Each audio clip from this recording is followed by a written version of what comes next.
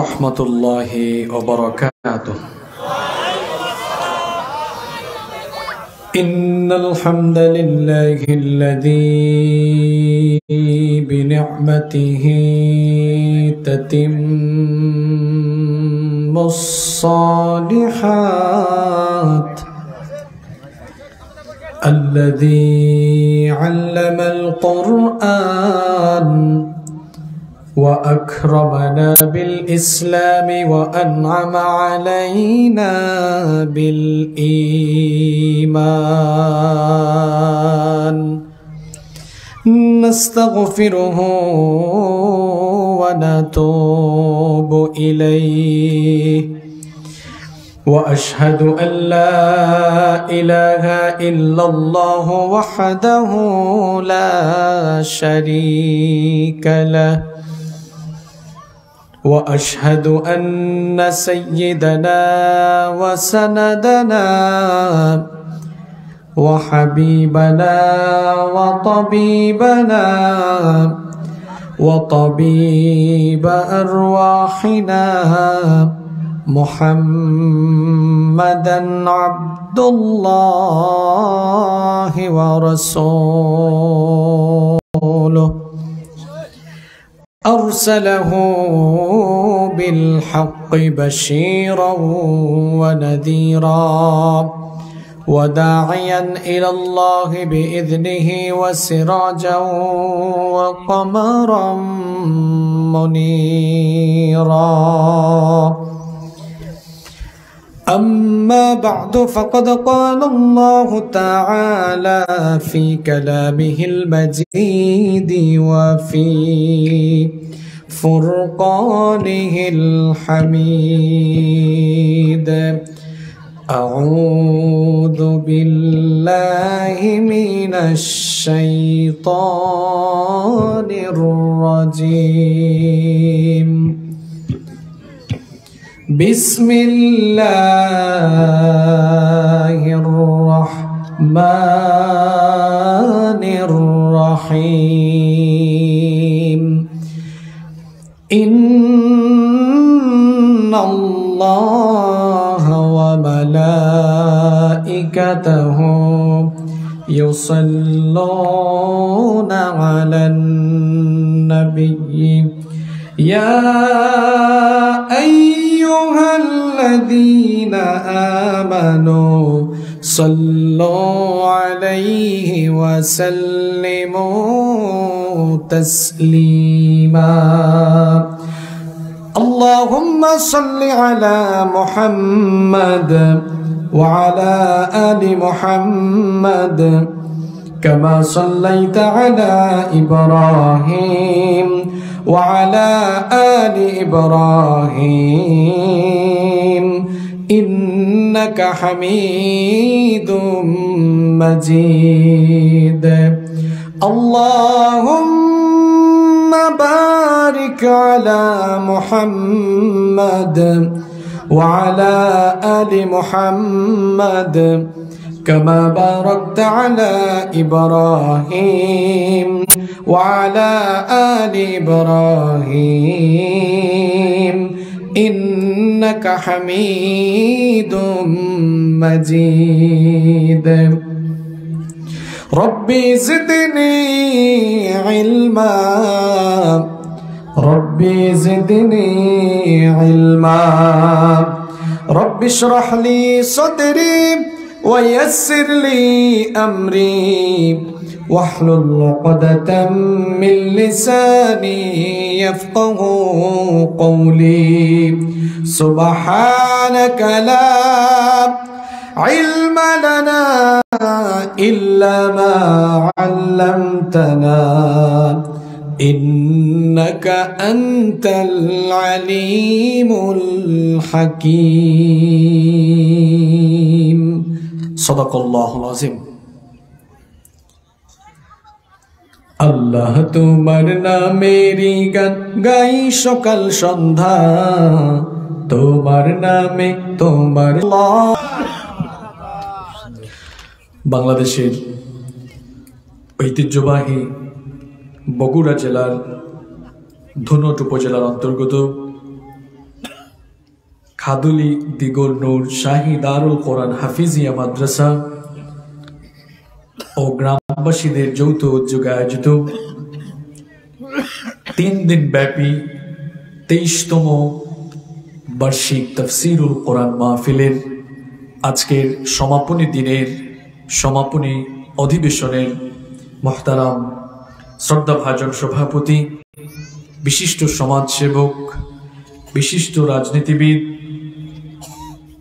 Mathurapur union পরিষদের জননন্দিত chairman এবং বাংলাদেশের বৃহত্তম রাজনৈতিক দল বাংলাদেশ আওয়ামী লীগ মথুরাপুর ইউনিয়ন শাখার সম্মানিত সভাপতি, অত্র অঞ্চলের গণমানুষের প্রিয় ব্যক্তিত্ব, জননন্দিত জননেতা জনাব মোহাম্মদ হাসান আহমেদ জেমস মল্লিক, আল্লাহ তাআলা ওনার গুনাহ খাতা মাফ করে দিন, ইজ্জত সম্মান বাড়িয়ে দেন, আল্লাহর দ্বীনের জন্য আল্লাহ তাকে কবুল করেন। সবাই বলেন আমিন। আজকের মাহফিলের সম্মানিত প্রধান অতিথি, বিশিষ্ট পার্লামেন্টারিয়ান,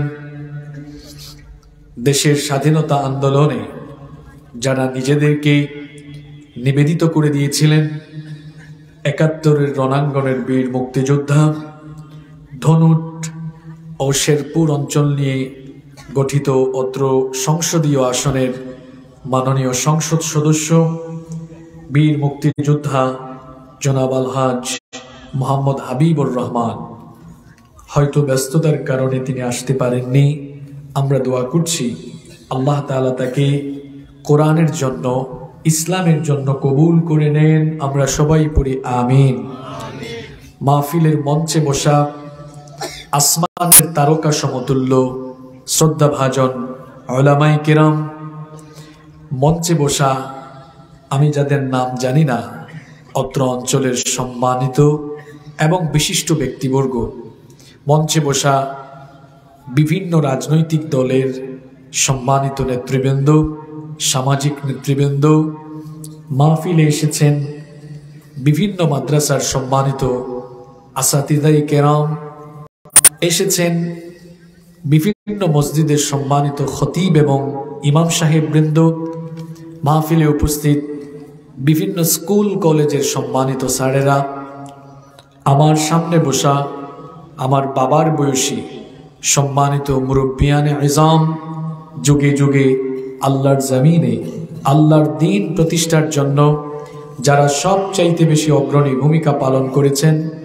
আমার কলিজার টুকরা প্রিয় যুবক এবং তরুণ ভাইয়েরা, স্কুল, কলেজ, ইউনিভার্সিটি এবং বিভিন্ন মাদ্রাসা পড়ুয়া আমার প্রাণ প্রিয় মেধাবী ছাত্র ভাইয়েরা, পর্দার আড়াল থেকে শ্রবণরতা সম্মানিতা মা এবং বোনেরা, মিডিয়ার প্রিয় কর্মী ভাইয়েরা, প্রশাসন এবং গোয়েন্দা সংস্থার সম্মানিত ভাইয়েরা, প্রাণ প্রিয় খাদুলি, ধনট, শেরপুর তথা আমার প্রিয় বগুড়াবাসী,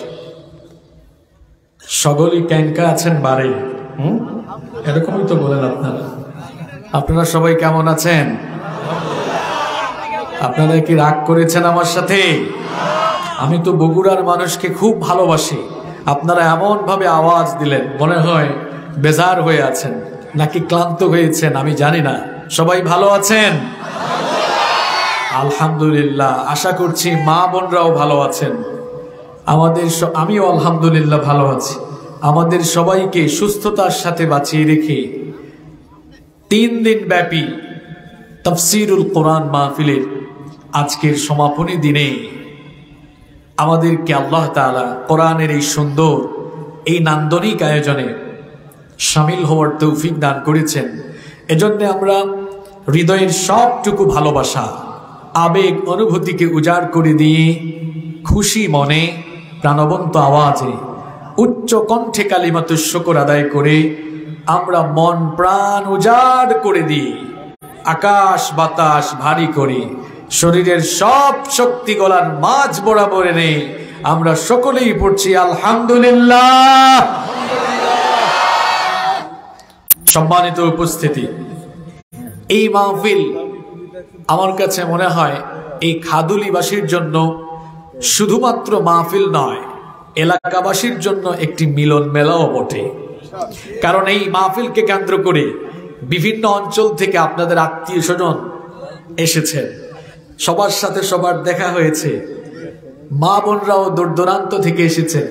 এই যে পারস্পরিক সাক্ষাৎ হলো, পারস্পরিক কথাবার্তা হলো, আবার সবাই আমরা একীভূত হয়ে আল্লাহর দ্বীনের কিছু কথা শুনতে পারছি, এটা তো অনেক বড় একটা নিয়ামত।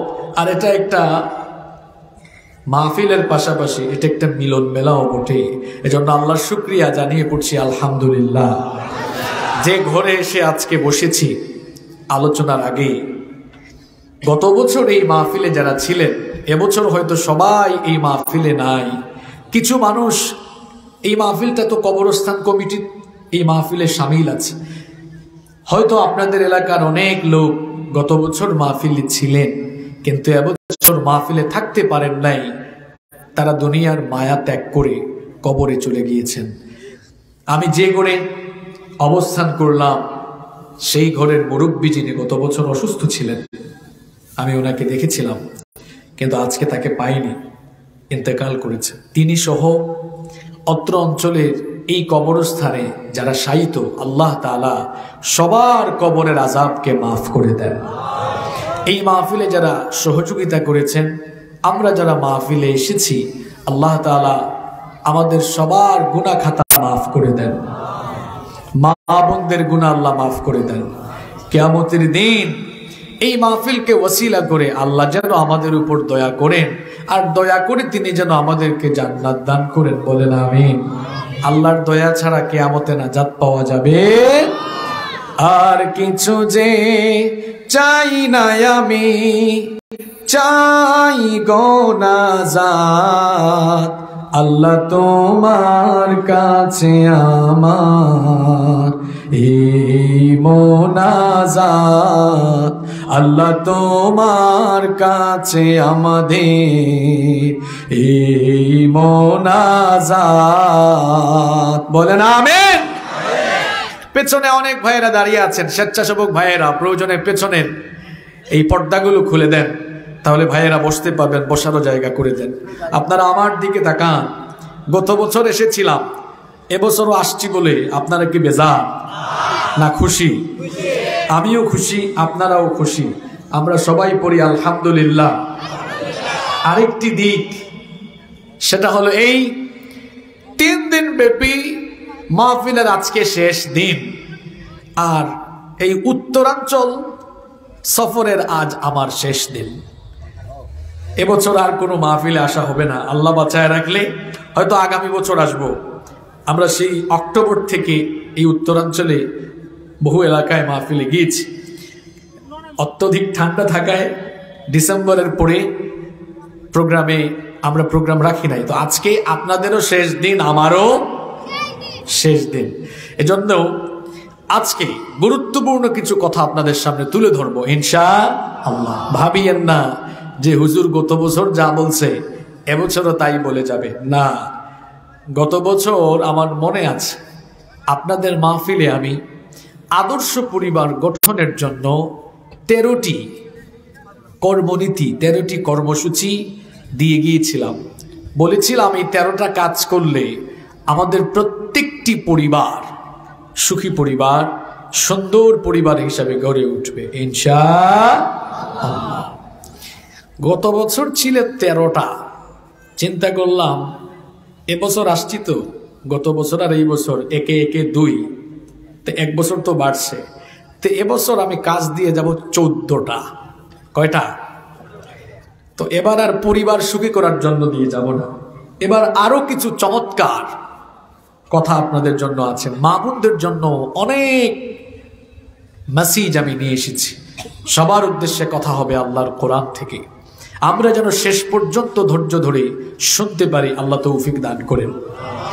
যাদের কাছে মোবাইল আছে নোট করে নেবেন পয়েন্টগুলো, এগুলো আমাদের জীবন গঠনে কাজে লাগবে ইনশাআল্লাহ। শুরু করছি আমরা। এই পৃথিবীতে আল্লাহ তাআলা আমাদেরকে পাঠিয়েছেন, এমনি এমনি আল্লাহ তাআলা আমাদেরকে পাঠান নাই। আমাদেরকে সৃষ্টির পেছনে আল্লাহ তাআলার সুনির্দিষ্ট একটি লক্ষ্য এবং উদ্দেশ্য আছে না নাই? আমাদেরকে দুনিয়াতে পাঠিয়েছেন কে? কি কারণে রব্বুল আলামিন আমাকে আপনাকে দুনিয়াতে পাঠালেন? কেন আমাদেরকে দুনিয়াতে সৃষ্টি করা হলো? কোরআনুল কারীমের 51 নম্বর সূরা সূরাতুয যারিয়াতের 56 নম্বর আয়াতের মাধ্যমে রব্বুল আলামিন আমাদেরকে সেই কথা জানিয়ে দিলেন, ওয়ামা খালাকাতুল জিন্না ওয়াল ইনসা ইল্লা লিয়াবুদুন।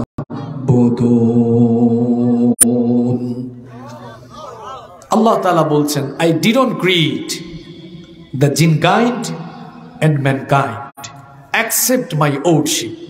আল্লাহ তাআলা বলছেন, আমি জিন এবং মানব জাতিকে পৃথিবীতে আমার গোলামি ছাড়া, আমার দাসত্ব ছাড়া অন্য কিছুর জন্য সৃষ্টি করি নাই।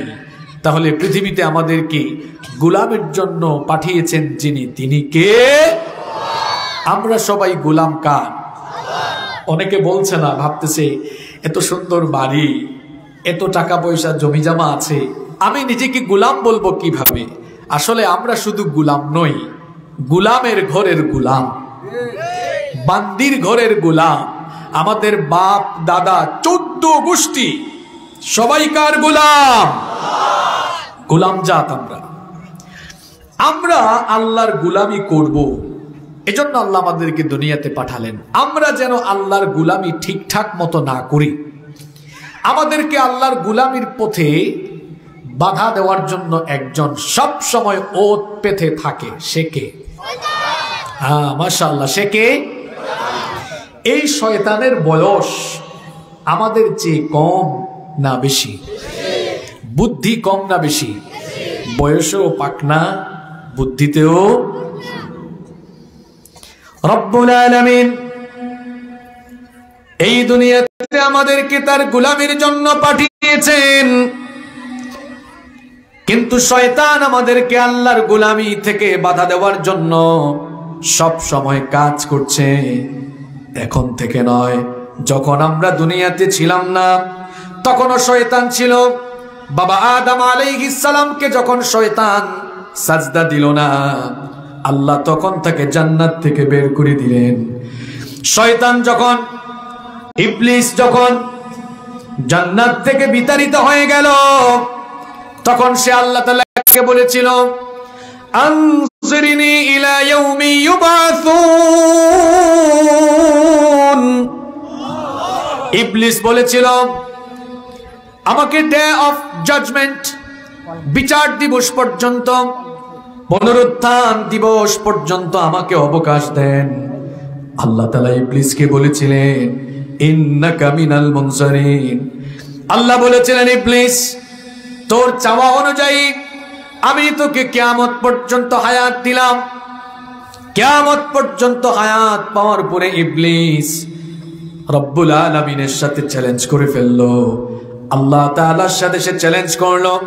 সে বলল, গো আল্লাহ, যে আদমের কারণে তুমি আমাকে জান্নাত থেকে বের করে দিয়েছো, ওই আদম এবং তার বংশধরদেরকে তোমার পথে চলতে বাধা দেওয়া, এটাই হবে আমার প্রধান এবং প্রথম কাজ।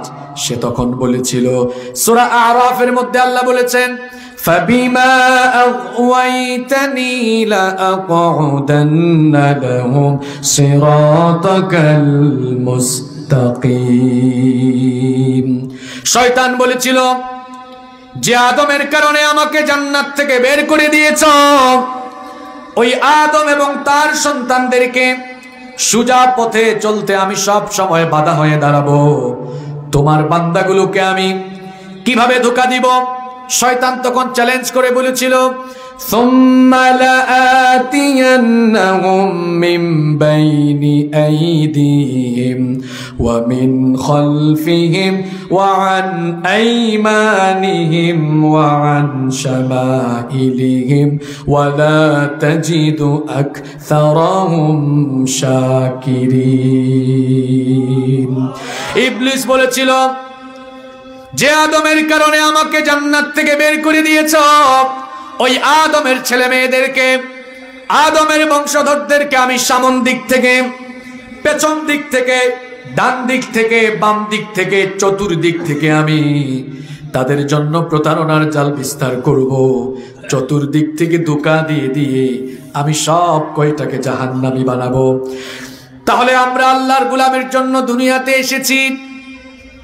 আমরা যদি দুনিয়াতে আল্লাহর গোলামি করি তবেই রয়েছে আমাদের সফলতা। আর যদি শয়তান এই দুনিয়াতে আমাদেরকে সুপথ থেকে বিপথে নেওয়ার জন্য শয়তান যে কর্মসূচি অনুযায়ী কাজ করে, শয়তানের কর্মসূচি আমরা যদি গ্রহণ করে ফেলি তাহলে আমরা সফল না হয়ে বিফল হয়ে যাব। এই জন্য রব্বুল আলামিন কোরআনুল কারীমের 91 নম্বর সূরা সূরাতুশ শামসে 9 এবং 10 নম্বর আয়াতে বলছেন, قد أفلح من زكاها وقد خاب من دساها। কথাটা কার? অবশ্যই সে ব্যক্তি সফল হয়েছে যে নিজেকে শয়তানের ধোঁকা থেকে, গুনাহ থেকে পবিত্র রেখেছে। আর সে ব্যক্তি ব্যর্থ, বিফল যে শয়তানের চক্রান্তের শিকার হয়ে গুনাহের সাগরে গা ভাসিয়ে দিল। তাহলে বুঝা গেল পেছনে অনেকে দাঁড়িয়ে আছে। আপনারা যারা বসেছেন ঠান্ডা তো একটু আটোসাটো হয়ে লেগে লেগে বসেন, পেছনের তারা জায়গা পেয়ে যাবেন। কেউ দাঁড়ায়েন না, একটু সামনে এগিয়ে আসেন, ধীরে ধীরে সামনে এগিয়ে আসেন, পেছনের তারা জায়গা পাবেন। আসেন, ডানে বামে মাঝখানে যারা বসা আস্তে আস্তে আস্তে আস্তে এগিয়ে আসেন, পেছনের তারা জায়গা পাবেন। জি শোনেন, তাহলে আমার কথা খেয়াল করেন।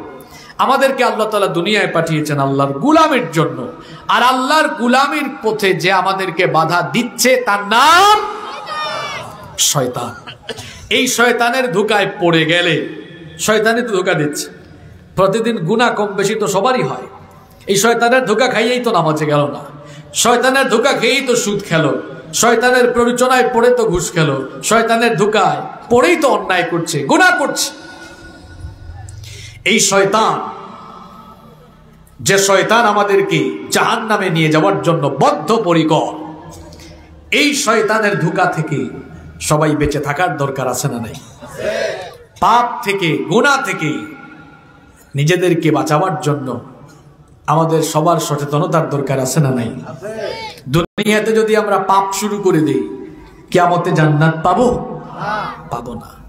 তাহলে শয়তানের ধোঁকা থেকে, গুনাহ থেকে, পাপ থেকে বাঁচার জন্য কি করা দরকার সেই বিষয়ে আজকে কথা হবে ইনশাআল্লাহ।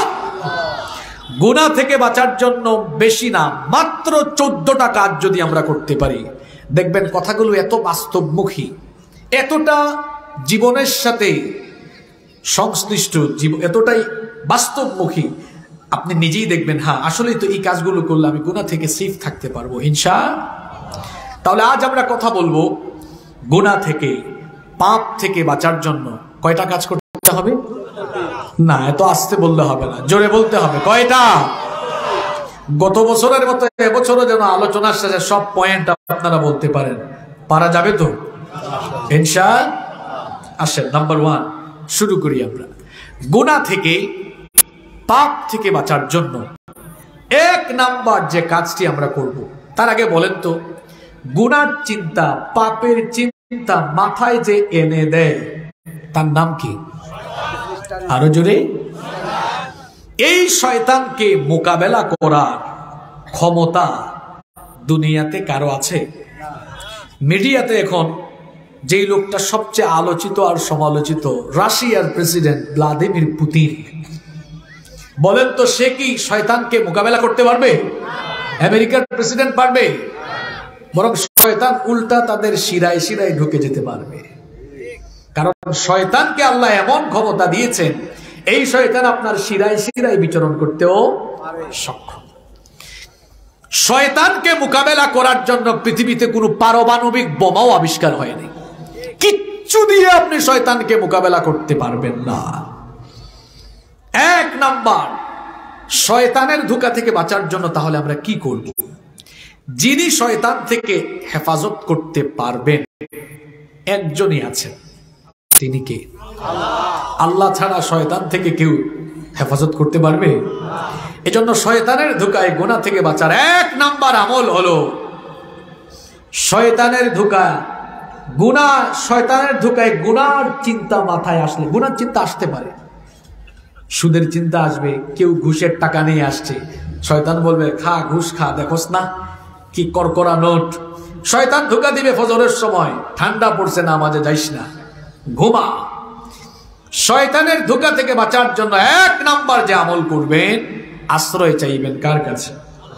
আরো জোরে বলেন, রব্বুল আলামিন কোরআনুল কারীমের 7 নাম্বার সূরা সূরাতুল আরাফের 200 নম্বর আয়াতে বললেন, ওয়া ইম্মা ইয়ানজাগান্নাকা মিনাশ শাইতানি নাযগুন ফাস্তাঈদ বিল্লাহ ইন্নাহু সামিউন আলীম। রব্বুল আলামিন বলছেন, আর যখন শয়তানের কোনো ধোঁকা, শয়তানের কোনো প্ররোচনা তোমাকে প্ররোচিত করবে, সঙ্গে সঙ্গে একজনের কাছে আশ্রয় চাইবা। জবান খুলে আওয়াজ করে বলেন তো তিনি কে? এখন আপনাদের মনে প্রশ্ন আসতে পারে, হুজুর শয়তানের ধোঁকা থেকে আমরা কেমনে আল্লাহর কাছে পানা চাইব? ছোট্ট একটা ঘটনা বলে সেটা আপনাদেরকে বুঝিয়ে দিই, কষ্ট হচ্ছে। কিভাবে শয়তানের ধোঁকা থেকে, শয়তানের পাতানো ফাঁক থেকে কিভাবে আমরা বাঁচতে পারি? বুখারী এবং মুসলিম শরীফের ভেতরে একটা ছোট্ট ঘটনা এভাবে বর্ণিত হয়েছে। নবী করিম সাল্লাল্লাহু আলাইহি ওয়াসাল্লামের সামনে 2 ব্যক্তি ঝগড়া লাগলো। ঝগড়া লাগার পরে একজন আর একজনকে অশ্রাব্য ভাষায়, অশ্লীল ভাষায় গালিগালাজ আরম্ভ করে দিল। এই 2 জনের মধ্যে একজনের আবার বেশি রাগ উঠে গেল। রাগের কারণে সে একেবারে অগ্নিশর্মা লাল হয়ে গেল। যখনই সে রাগান্বিত হয়ে গেল, আরো বেশি অকথ্য ভাষায় গালিগালাজ আরম্ভ করলো। নবীজি যখন এই চিত্র দেখলেন, এই চিত্র দেখা মাত্র নবীজি বললেন, ইন্নী লাআলামু কালিমাতান লাউ ক্বালাহা লাযাহাবা আনহু মা ইয়াজিদ। নবীজি বললেন, আমি এমন একটি সেন্টেন্স জানি, এমন একটি বাক্য জানি, এমন একটি দোয়া জানি, যে লোকটা গালাগালি করছে সে যদি এই দোয়াটা পড়ে নেয়, যে শয়তানের ধোঁকায় সে গালাগালি করে গুনাহ কামাচ্ছে, এই দোয়াটা পড়ে নিলে সঙ্গে সঙ্গে তার রাগ এবং তার রাগ যিনি দূর করে দিবেন এবং শয়তান থেকে তাকে যিনি বাঁচিয়ে দিবেন, সবাই বলেন তিনি কে? নবীজি তখন বললেন, তুমি পড়ে নাও, এটা আপনারাও সবাই পারেন, পড়েন আমার সঙ্গে, আউযু বিল্লাহি মিনাশ শাইতানির রাজীম। আমি বিতাড়িত মারদুদ শয়তানের ওয়াসওয়াসা থেকে আল্লাহর কাছে পানা চাচ্ছি। আপনারা বলবেন, হুজুর এটা সিম্পল ব্যাপার, এই ওয়াজ আমরাও জানি। হ্যাঁ জানেন, কিন্তু জীবনে এটা উপলব্ধি করেন না। দেখবেন রাতের বেলা উল্টা পাল্টা ঘুমালে মানুষকে অনেক সময় বুবাজিনে ধরে, মা বোনদেরকেও ধরে। বুবাজিনে ধরার পরে দেখবেন, বুবাজিন আছে না, আছে তো, উল্টা পাল্টা শুইলে নবীজি বলেছেন ডান কাতে ঘুমাও, ঘুমানোর আগে যে আমল আছে আমলগুলো করে, এটা না করে চিত হয়ে ঘুমায়, নাপাক অবস্থায় ঘুমায়। আপনাদের এখানে কেউ কাউকে কি কখনো বুবাজিন ধরছে? জানে তাহলে বুবাজিন যখন ধরবে সাথে সাথে পড়বে না আউযু বিল্লাহি মিনাশ শাইতানির রাজিম, সঙ্গে সঙ্গে শয়তান পালাতে বাধ্য হবে। এই দোয়াটার পাওয়ার এত বেশি। আজ আপনাদেরকে বলে দেই, একজন আপনার বিরুদ্ধে খুব লেগেছে, যা তা বলছে, প্লিজ মনে মনে পড়বেন আউযু বিল্লাহি মিনাশ শাইতানির রাজিম। মাথা ঠান্ডা করে দিবেন কে? আল্লাহ। কোন দিক দিয়ে যাচ্ছেন, নাচ গান আর আওয়াজ, সাথে সাথে পড়বেন, কারণ এই নাচ গান বাজনা এগুলো সব শয়তানি কাম। আউযু বিল্লাহি মিনাশ শাইতানির রাজিম। রাগ উঠেছে, রাগ করে সিদ্ধান্ত নিয়েন না। ওই দিন একজন কই, হুজুর খুব রাগ উঠছে, এখন রাগের মাথায় বউকে তালাক দিয়ে দিচ্ছি, তালাক কি হবে? আমি বললাম, আরে ভাই, মানুষ তো রাগ করেই বউ তালাক দেয়, খুশি হইয়া কোনোদিন তালাক দেয় না। কথা ঠিক না? রাগের মাথায় কখনো সিদ্ধান্ত নিবেন না। রাগের মাথায় যে সিদ্ধান্ত নেওয়া হয়, ওই সিদ্ধান্ত বেশিরভাগ সময় ভুল হয়। যেন যখন রাগ উঠবে তৎক্ষণাৎ সিদ্ধান্ত নিবেন না, চুপ হয়ে যাবেন, চুপ থাকবেন। দাঁড়ানো থাকলে বসে যাবেন, বসা থাকলে শুয়ে যাবেন। আর মনে মনে পড়বেন আউযু বিল্লাহি মিনাশ শাইতানির রাজিম। যুবক ভাইয়েরা শোনো,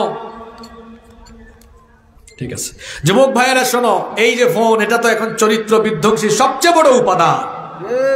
রাতের বেলা ফোন হাতে নিয়েছ, মনটা চাইবে ইস নতুন একটা সিনেমা এসেছে শুনেছি, এই সিনেমাটা একটু দেখি, শুনছি ওই গানটা নাকি খুব হিট হয়েছে, একটু দেখি। এটা ভালো চিন্তা না শয়তানি চিন্তা? যখনই এই সব শয়তানি চিন্তা মাথায় চলে আসবে, মহিলা প্যান্ডেলে যে সকল বোনেরা স্কুল কলেজ পড়ুয়া আছেন তাদেরকে বলছি, শয়তান বলবে স্কুল কলেজে পড়ো, দেখো না তোমার বান্ধবীরা টিকটক বানায়, তুমিও টিকটক বানাও। এই টিকটকের ভাইরাস এখন সমাজে আছে না নাই? আমার বোনদেরকে বলবো, এই সকল চিন্তা মাথায় আসলে বুঝবেন এটা কোনো ভালো চিন্তা নয়, এটা হলো শয়তানি চিন্তা। যখনই মাথার মধ্যে গুনাহ কিংবা পাপের যে কোনো চিন্তা চলে আসবে, এক নাম্বারের আমল দিয়ে গেলাম, সবাই তখন পড়ে নিবেন আউযু বিল্লাহি মিনাশ শাইতানির রাজিম। খুব পাওয়ারফুল আমল, বলে গেলাম তো, এটা করে দেখবেন। যে কোনো অন্যায়, একজন এসেছে এসে বলতেছে ভাই আপনি তার জায়গা দখল করে ফেলেন, শয়তানি চিন্তা, বলবেন না না আউযু বিল্লাহি মিনাশ শাইতানির রাজিম, আল্লাহর কাছে আশ্রয় চাই এই শয়তানি চিন্তা থেকে। আউযু বিল্লাহর পাওয়ার এত বেশি, কোন বান্দা যখন আউযু বিল্লাহ অর্থাৎ ইস্তিআযা পড়ে, শয়তান তখন দৌড়ে দৌড়ে পালাতে থাকে। আল্লাহু আকবার। আপনি পারমাণবিক বোমা দিয়া, বন্দুক দিয়া, গুলি করেও শয়তান খেদাইতে পারবেন না, ভাগাইতে পারবেন না। আউযু বিল্লাহর পাওয়ার এত বেশি, বললেই শয়তানের দৌড়। সুবহানাল্লাহ পড়েন। তাহলে এক নাম্বার আমলের কথা মনে থাকবে? কষ্ট হচ্ছে আপনাদের? আসেন, এটা তো প্রাইমারি কথা, 2 নাম্বার থেকে মজা পাবেন। গুনাহ থেকে, পাপ থেকে বাঁচার জন্য 2 নাম্বার যে কাজ করতে হবে, গুনার চিন্তা, পাপের চিন্তা মাথায় আসলেই একজনের কথা স্মরণ করে ফেলতে হবে। তিনি কে? আল্লাহর কথা স্মরণ করে ফেলতে হবে। মনে করতে হবে আমি যা করছি আমার রব সব দেখছেন। আমি যদি ঘরের ভেতরে দরজা বন্ধ করে কোনো কাজ করি, দুনিয়ার কোনো মানুষ দেখবেন না, কিন্তু এমন একজন আছেন যিনি আমার সব দেখবেন। আওয়াজ করে বলেন তিনি কি? আল্লাহ। ছোট্ট একটা ঘটনা আমার মনে পড়ে গেল, ঘটনাটা বলবো? দেখেন, আল্লাহর ভয় থেকে, আল্লাহর ভয় থাকলে অন্ধকার ঘরেও কেমনে পাপ থেকে, গুনাহ থেকে নিজেকে সেফ রাখা যায়। আমরা সবাই তো ওমর রাদিয়াল্লাহু আনহুর নাম জানি। ওমর রাদিয়াল্লাহু আনহুর মর্যাদা কেমন শোনেন। নবীজি বলেছেন, বিশাল ওই আসমানের তারকারাজি গুনে গুনে যেমন শেষ করা যাবে না, ঠিক তেমনি আমার প্রিয় ওমর মুসলমান হওয়ার পরে কত যে নেক আমল করেছে, ওমরের নেকি কেউ কোনোদিন গুনে গুনে শেষ করতে পারবে না। সেই ওমর রাদিয়াল্লাহু আনহু যিনি দুনিয়াতে থাকা অবস্থায় জান্নাতের সুসংবাদ পেয়ে বিদায় হয়েছেন, এমন ব্যক্তি তিনি ছিলেন। অর্ধ দুনিয়াকে তিনি শাসন করেছেন। রাতের বেলা তিনি ঘুমাতেন না, সারাদিন তিনি জনগণের জন্য কাজ করতেন। রাতের বেলা না ঘুমিয়ে জনগণের খোঁজ খবর নেওয়ার জন্য তিনি বেরিয়ে পড়তেন।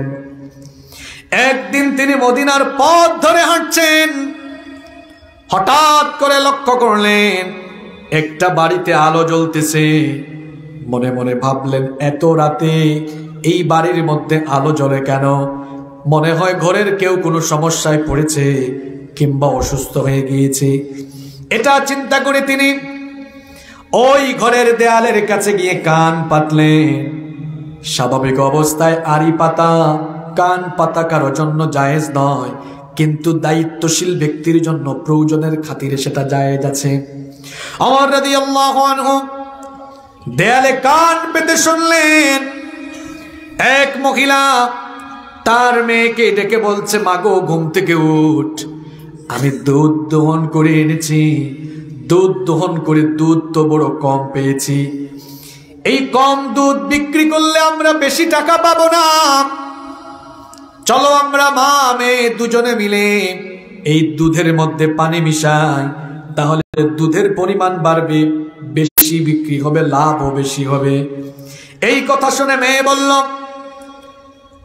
ও আমার মা, আপনি কি জানেন না আমিরুল মুমিনিন সাইয়েদনা ওমর ইবনুল খাত্তাব রাদিয়াল্লাহু আনহু তিনি রাষ্ট্রীয় ফরমান জারি করেছেন। তিনি বলেছেন খাদ্যের মধ্যে কোনো ভেজাল মেশানো যাবে না। খাদ্যের মধ্যে ভেজাল দেওয়া ইসলাম জায়েজ করেছে না হারাম করেছে? কিন্তু অনেকে আছে খাদ্যের মধ্যে ভেজাল দেয়। আর এখন তো আমরাও ভেজাল খাইতে খাইতে মানুষ হয়ে গিয়েছি ভেজাল। নবীজি বলেছেন যে ব্যক্তি খাদ্যে ভেজাল দেয় সে আমার উম্মত হতে পারে। মেয়ে মাকে বলল, মা গো, খাদ্যের মধ্যে ভেজাল দেওয়া তো রাষ্ট্রীয় আদেশ দিয়ে নিষেধ করা হয়েছে। মা তখন বলল, বোকা মেয়ে আমার, এই আইন পাশ করে ওমর তো রাতের বেলা তার বাড়িতে ঘুমায়। আমাদের মামের গোপন কারবার ঘরের ভেতরে, এটা তো ওমর দেখছেন না। বগুড়ার মানুষ বলেন তো, ওমর রাদিয়াল্লাহু আনহু বাড়িতে না দেয়ালের পাশে? আরো জোরে বলেন। মেয়ে তখন বলল, ওই যে বলছিলাম আল্লাহর ভয় থাকলে জোর করেও আপনি তাকে দিয়ে খারাপ কাজ করাতে পারবেন না। মেয়ে তখন বলেছিল, ও মা, আমাদের প্রেসিডেন্ট তিনি আইন পাশ করে তিনি হয়তো বাড়িতে ঘুমান, কিন্তু আমাদের প্রেসিডেন্টের মালিক, আমার মালিক, তোমার মালিক, বিশ্বজাহানের মালিক যিনি, তিনি তো ঘুমান না। বন্ধ দরজার ভেতরে মামের এই কাজ কারবার দুনিয়ার কেউ না দেখলেও একজন দেখেন, তিনি কি? এজন্য বলছিলাম আল্লাহর ভয় যদি অন্তরে থাকে, কেউ কাউকে জোর করে খারাপ কাজ করাতে পারবে না। এই যে ধরুন আমাদের দেশের কথাও যদি চিন্তা করি, সামনে দুর্ভিক্ষ আসতেছে, প্রধানমন্ত্রী বলেছেন খবরদার দেশের সম্পদ কেউ নষ্ট করবেন না। তিনি এই কথা বলেছেন, এই নির্দেশ দিয়েছেন। কিন্তু উনার এই নির্দেশ পাওয়ার পরে আল্লাহর ভয় না থাকলে দেখা যাবে সরকারি কর্মকর্তারা রাষ্ট্রের সম্পদ নষ্ট করা শুরু করে দিবে। কিছুদিন আগে আপনারা দেখেছেন টিভিসি নিউজ চ্যানেল 24 দেখিয়েছে, সচিবালয়ের কিছু কর্মকর্তা সরকারি গাড়ি সরকারি কাজে ব্যবহারের পাশাপাশি দেখা গিয়েছে তারা তাদের বাচ্চাদেরকে স্কুলে আনা নেওয়ার কাজে, বাজারের কাজে ব্যবহার করেছে। দেখছেন কিনা? এরা রাষ্ট্রের সম্পদ এভাবে অপচয় করছে, নষ্ট করছে। রাষ্ট্রের সম্পদ, দেশের সম্পদ, জনগণের সম্পদ যেমন তারা নষ্ট করে জনগণের শত্রু হিসাবে নিজেদেরকে প্রমাণ করেছে, তেমনি তারা মাননীয় প্রধানমন্ত্রীর আদেশকেও অমান্য করে প্রধানমন্ত্রীর সাথেও বেয়াদবি করেছে। এদেরকে ধরা দরকার। প্রধানমন্ত্রী তো সুন্দর কথা বলেছেন। তিনি দুর্ভিক্ষকে সামনে রেখে বলেছেন সবাই যেন একটু খরচে, সবাই যেন একটু বুঝে শুনে খরচ করে, বিশেষ করে সরকারি কর্মকর্তাদেরকে তিনি দিক নির্দেশনা দিয়েছে। অনেক মন্ত্রী সাহেবদেরকে আমরা দেখেছি তারা সেক্রেটারিয়েটে ঘুরে ঘুরে যেগুলো অপ্রয়োজনে ব্যবহার হচ্ছে সেগুলো তারা বন্ধ করছে। এটা করার দরকার আছে না নাই? আল্লাহর ভয় এটা যদি কারো অন্তরে থাকে, ওই লোকটাকে কেউ পিটাইয়াও খারাপ কাজ করাতে পারবে না। শুধু পুলিশ দিয়ে, রেপ দিয়ে পিটাইলে মানুষ ভালো হয় না। মাঝে মাঝে দেখা যায় দাগি দাগি আসামে জেলের ভেতরে গিয়ে জামিন পেয়ে তার চাইতে আরো বড় দাগি দাগি আসামি হয়, আরো বড় কাজ করে, আছে না নাই? কিছু কিছু ক্ষেত্রে ভিন্ন আছে, কিন্তু মাঝে মাঝে আমরা দেখি জেল থেকে ছাড়া পাওয়ার পরে সাহস আরো বাড়ছে, আগে যেটা করতো এখন তার চেয়ে বেশি করে, আছে না নাই? অনেক সময় শাসন করে যেটা হয় না, হৃদয়ের মধ্যে আল্লাহর ভয়, অর্থাৎ আমার আল্লাহ আমাকে দেখছেন, আমার রবের সামনে আমি একদিন দাঁড়াবো, এই ভয়টা যদি কারো অন্তরে থাকে, ওই লোকটাকে কেউ কখনো জোর করেও খারাপ কাজ করাতে পারবে না। ঘটনা তো আরেকটা মনে পড়ে গেছে, বলবো? সুনানে বাইহাকির ভেতরে এই ঘটনা বর্ণিত হয়েছে। ঘটনাগুলো কিন্তু আমি আপনাদেরকে বানিয়ে বানিয়ে বলছি না, হাদিস থেকে থেকে ঘটনাগুলো বলছি। সুনানে বাইহাকির ঘটনা, আব্দুল্লাহ ইবনে ওমর রাদিয়াল্লাহু আনহু তিনি তার সঙ্গী সাথীদেরকে নিয়ে সফরে রওনা হলেন। দুপুরের সময় যখন হয়ে গেল, খাবার খাওয়ার জন্য তিনি তার সাথীদেরকে বললেন, দস্তরখানা বিছাও, আমরা এখন দুপুরের খাবার গ্রহণ করব। তার সাথীরা দস্তরখানা বিছালেন। দস্তরখানা বিছানোর পরে তারা যখন খাবার খেতে বসবে, ঠিক ওই সময়ে তাদের পাশ দিয়ে একজন রাখাল যাচ্ছিল। আব্দুল্লাহ ইবনে ওমর রাদিয়াল্লাহু আনহু বললেন, হে রাখাল ভাই, দুপুরের খাবারের সময় হয়েছে বলে আমরা দস্তরখানা বিছিয়েছি, আসো তুমি আমাদের সঙ্গে এসে খাবার গ্রহণে বসো, একসাথে আমরা খাবো। রাখাল তখন বলল, আপনি আমাকে খাবারের জন্য দাওয়াত করেছেন, এতে আমি খুশি হয়েছি, আপনাকে কৃতজ্ঞতা জানাচ্ছি, কিন্তু মাফ করবেন, আমি আপনাদের সাথে বসে খেতে পারবো না। আব্দুল্লাহ ইবনে ওমর রাদিয়াল্লাহু আনহু বললেন, কেন খেতে পারবে না? রাখাল তখন বলল, আমি রোজা রেখেছি, এই কারণে আপনাদের সাথে খাবার খাবো না। আব্দুল্লাহ ইবনে ওমর রাদিয়াল্লাহু আনহু বললেন, এখন তো রমজান মাস নয়, তাহলে নিশ্চয়ই তুমি নফল রোজা রেখেছ। মরুভূমিতে তুমি পশুর পাল নিয়ে এসেছ, মরুভূমির এই রুক্ষ আর তীব্র গরম তাপমাত্রায় আমরা এখানে ভালো ভালো মেনু দিয়ে খাবার খাচ্ছি, তুমি তো রাখাল মানুষ, সব সময় ভালো ভালো আইটেমের খাওয়া পাও না। মরুভূমির এই তীব্র গরমে, রুক্ষ এই আবহাওয়ায় তুমি যদি নফল রোজা ভেঙে ফেলো কোনো অসুবিধা হবে না, এতে কোনো গুনাহ হবে না, আসো বসো আমাদের সাথে আজকে খাবার খেয়ে ফেলো। রাখাল তখন বলল, ও মুসাফির শোনো, আমি তো ওই শূন্য দিনের জন্য আমল করছি, যেদিন আমল ছাড়া আর কিছু কাজে লাগবে না। শুনতেছেন ঘটনা আপনারা? আব্দুল্লাহ ইবনে ওমর রাদিয়াল্লাহু আনহু মনে মনে চিন্তা করলেন, এই লোকটা রাখাল হলেও তার মনের মধ্যে আল্লাহ ভীতি আছে, সুতরাং তাকে আমি এমনি এমনি ছাড়বো না। সে আসলেই সত্যিকার অর্থে আল্লাহকে ভয় করে কিনা এটা আমি এখন প্রমাণ করে ছাড়বো। বললেন, ঠিক আছে, খাইও না, আমার কাছে আসো, তোমার সঙ্গে জরুরি কিছু কথা আছে। রাখাল যখন আসলো, আব্দুল্লাহ ইবনে ওমর রাদিয়াল্লাহু আনহু তখন বললেন, শোনো, তুমি যে এই ছাগলের পাল নিয়ে এসেছো, এই ছাগল পালের মালিক কে? তখন সে বলল, আমি একজনের গোলাম, আমি একজনের চাকর, তার পশুপাল নিয়ে আমি মরুভূমিতে এসেছি। এই কথা শোনা মাত্র আব্দুল্লাহ ইবনে ওমর রাদিয়াল্লাহু আনহু যেন লোকটাকে পরীক্ষা করার একটা উপায় পেয়ে গেলেন। বললেন, শোনো, তোমার সাথে জরুরি কথা আছে। এই যে পশুর পাল নিয়ে এসেছ, এখান থেকে একটা ছাগল তুমি আমার কাছে বিক্রি করে ফেলো, আমি তোমাকে নগদ টাকা দিব। এই ছাগলটা আমি জবাই করব, ছাগল জবাই করে আবার তোমাকে কিছু মাংস হাদিয়া দিব। তুমি ছাগল বিক্রি করো, নগদ টাকাও পাবা।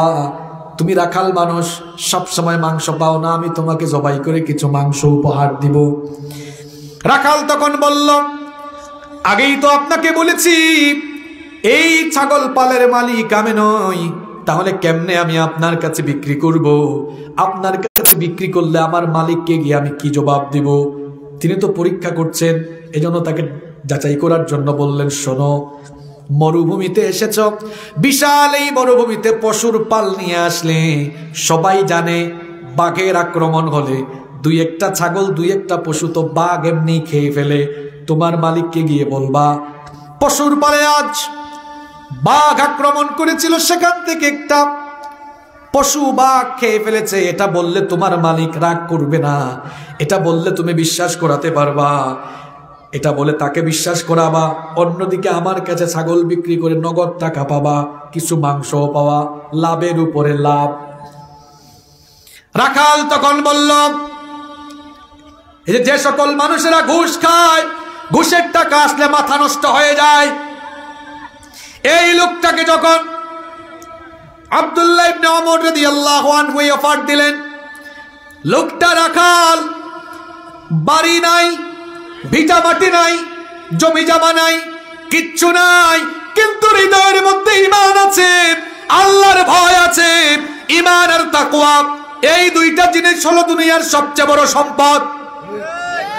লোকটার দেখেন ঘর নাই, টাইলসওয়ালা বাড়ি নাই, লোকটার সুন্দর কোনো গাড়ি নাই, কোনো জায়গা জমি নাই, বরং লোকটা হচ্ছে একজনের দাস।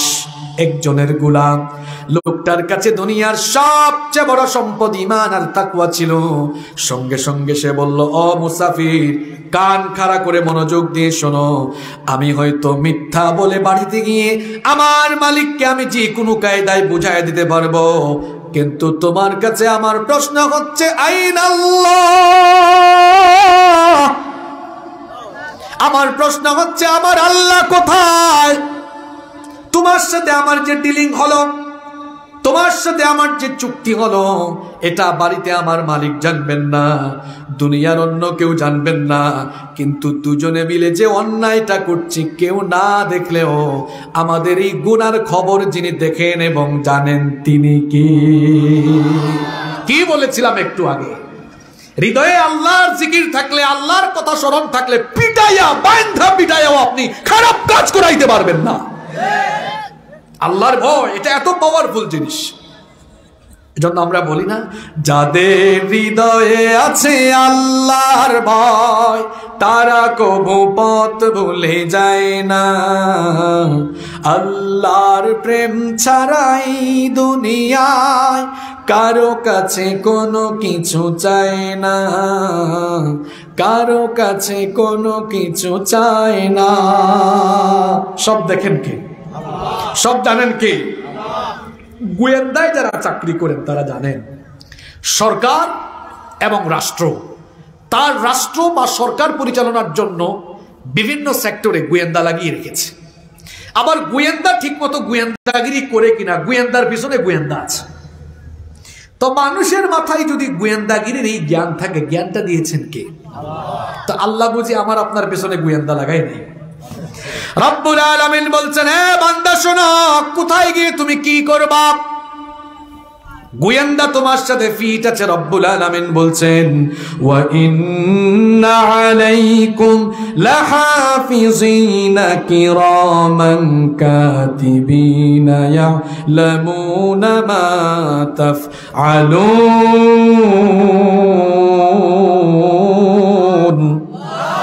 আল্লাহ বলছেন, নিশ্চয়ই তোমাদের সাথে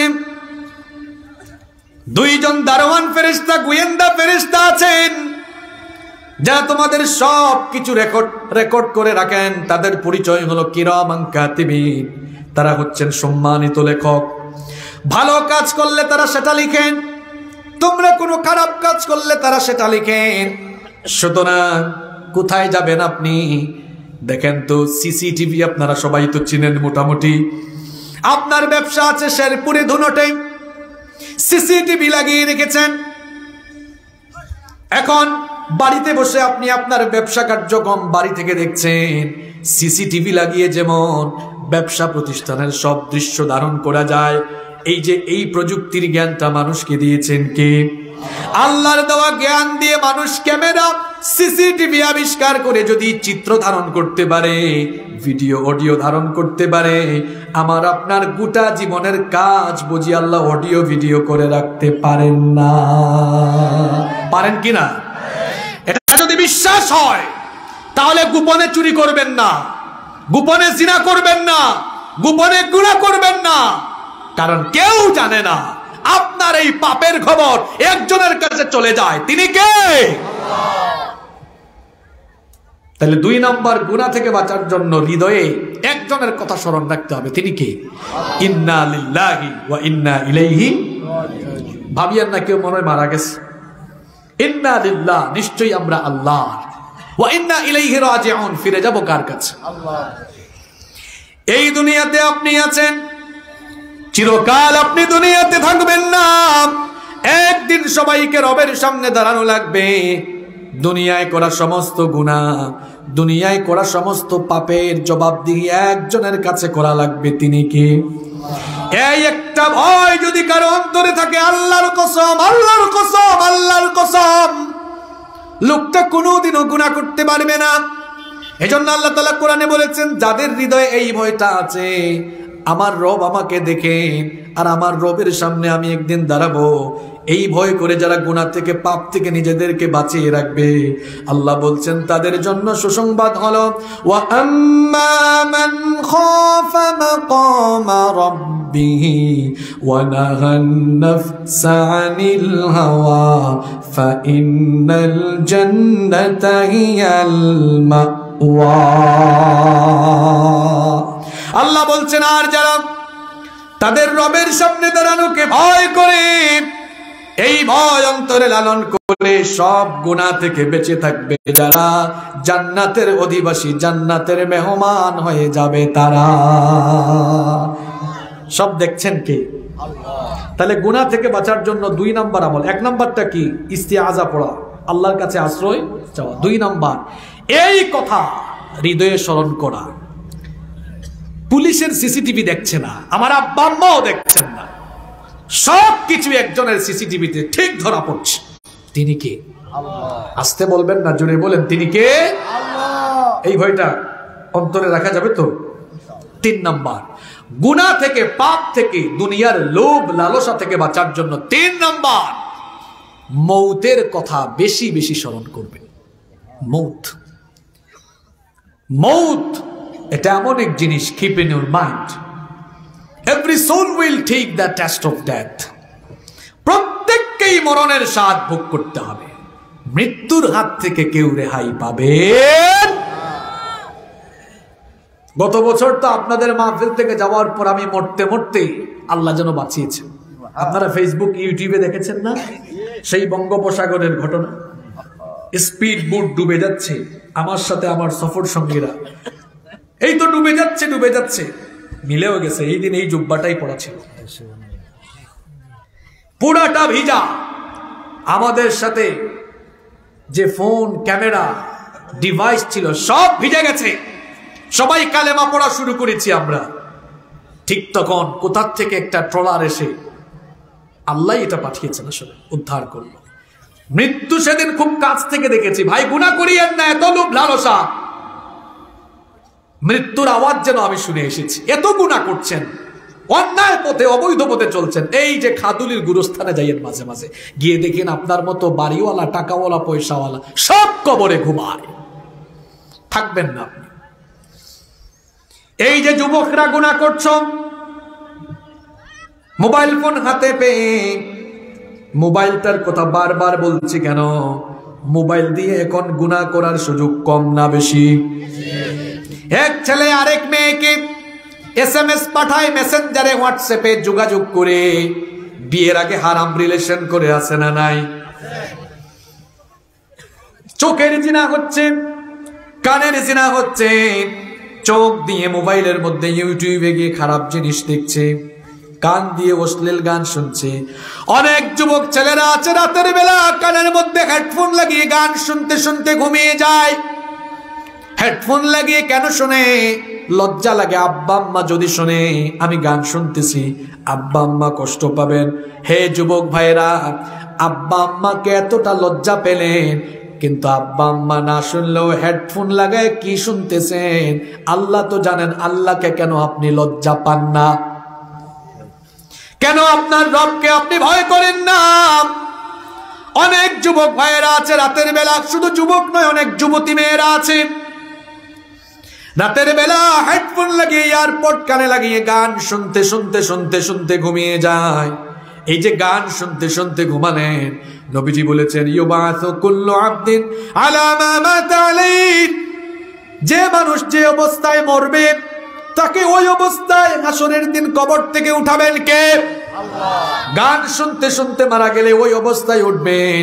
আবার অনেক যুবক ছেলেরা আছে রাতের বেলা মোবাইলের মাধ্যমে জিনা করে করে নাপাক শরীরে ঘুমায়। এত বেশি ব্যাখ্যা দিলাম না, যাদের উদ্দেশ্যে বলতেছি তারা বুঝতেছে। নাপাক অবস্থায় কখনো ঘুমাবেন না, কারণ নাপাক অবস্থায় তো আপনার মরণ হয়ে যেতে পারে। আর নাপাক থাকবে যারা, যৌবন হারাবে তারা। আল্লাহ নবীর প্রত্যেকটা সুন্নত মানার ভেতরে কল্যাণ আছে না নাই? এই যে আপনি পেশাব করলেন, এরপরে পবিত্র হলেন না, 2-3 ফোঁটা পেশাবের 2-3 ফোঁটা পেশাবের ফোঁটা যদি আপনার কাপড়ের সাথে লাগে, লজ্জাস্থান বারবার যদি সেখানে লাগে, সেখান থেকে জীবাণু ছড়াতে পারে, সেখান থেকে রোগ হতে পারে। আজকের বিজ্ঞান তাই বলছে, বেশি বেশি করে নাপাক থাকে যারা, বিভিন্ন ধরনের গুরুতর রোগে আক্রান্ত হয়ে তারা যৌবন হারিয়ে ফেলে তারা। এই জন্য তো আজকে অনেক যুবক যৌবন হারিয়ে ফেলতেছে, দাম্পত্য জীবনে সুখ নাই, হাজব্যান্ড ওয়াইফের মধ্যে আন্ডারস্ট্যান্ডিং ভালো না, হাজব্যান্ড ওয়াইফের মধ্যে ম্যাচিউরিটি নাই। এর কারণ হলো তাদের দাম্পত্য জীবনে যে বিষয়গুলো থাকা দরকার সেগুলো নাই। সব জিনিস খোলাখুলি বলা যাবে না, আকলমান লোকদেরকে ইশারা দিলেই বুঝে ফেলে। আজ আমাদের সংসারগুলো নষ্ট হয়ে যাচ্ছে, কারণ হাজব্যান্ড ওয়াইফ একজন আরেকজনকে তার মনের মতো করে তার কাছে পায় না। হাজব্যান্ড ওয়াইফের মধ্যে দাম্পত্য কলহ বাড়ছে, নিজেরাই আমরা নিজেদের যৌবনকে নষ্ট করছি। কলিজার টুকরা যুবক ভাইয়েরা, কখনো নাপাক অবস্থায় ঘুমাবেন না। মানুষ যখন নাপাক থাকে তার সঙ্গে ফেরেশতা থাকে না, তার সঙ্গে থাকে কে? শয়তান। সুতরাং শয়তানের সাথী হয়ে ঘুমাবেন না, সবসময় পবিত্র থাকবেন। মৌতের কথা স্মরণ করলে গুনাহ থেকে আপনি বাঁচতে পারবেন। এই যে সুদ খাচ্ছেন, ঘুষ খাচ্ছেন, এই যে গুনাহ করছেন, নামাজ ছেড়ে দিচ্ছেন, সকালবেলা ফজরের সময় ফজরের নামাজটা পড়লো না, আফসোস রে ভাই, কেন মৃত্যুর চিন্তাটা মাথায় আসলো না? কেমন করে ঘুমাও তুমি, কেমন করে ঘুমাও তুমি, ফজর করে কাজা, এমন তো হতে পারে জোহরে জানাজা। হতে পারে কিনা? আজ আপনি গুনাহ করছেন, অবৈধ পথে অন্যায় পথে টাকা কামাচ্ছেন, আর আপনি ভাবছেন আগামীকাল এইটা করবেন, আগামীকাল বিকেল বেলা বাড়ির জন্য এটা কিনবেন, নিজের জন্য এটা কিনবেন, ওইটা কিনবেন, স্বপ্ন দেখছেন। আগামীকাল কিন্তু বেঁচে থাকতে নাও পারেন, আগামীকাল দিনের বেলা, আগামীকাল রাতের বেলা কবরের বাসিন্দাও হওয়া লাগতে পারে। কারণ আপনি এমন মানুষ, আপনি প্রযুক্তির কারণে গোটা দুনিয়ার খবর নিতে পারেন। এমনকি প্রযুক্তি এখন এত ডেভেলপ, আপনারা দেখেছেন আবহাওয়া বিভাগ আগামী 15 দিন পরে আবহাওয়া ওয়েদার কেমন থাকবে, আবহাওয়া অনেক সময় প্রযুক্তিকে ব্যবহার করে কিছুটা অনুমান করে বলে দিতে পারে।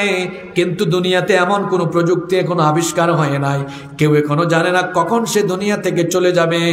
প্রযুক্তির ব্যবহার করে দুনিয়ার সব কিছু জানা গেলেও আমরা তো কেউ জানি না আমাদের কার জন্য কাফনের কাপড় এসে দোকানে রেডি হয়ে আছে। কেউ জানেন আপনারা? চোখের পলকে তুমি হতে পারো লাশ, চিরতরে বন্ধ হবে তোমার নিঃশ্বাস।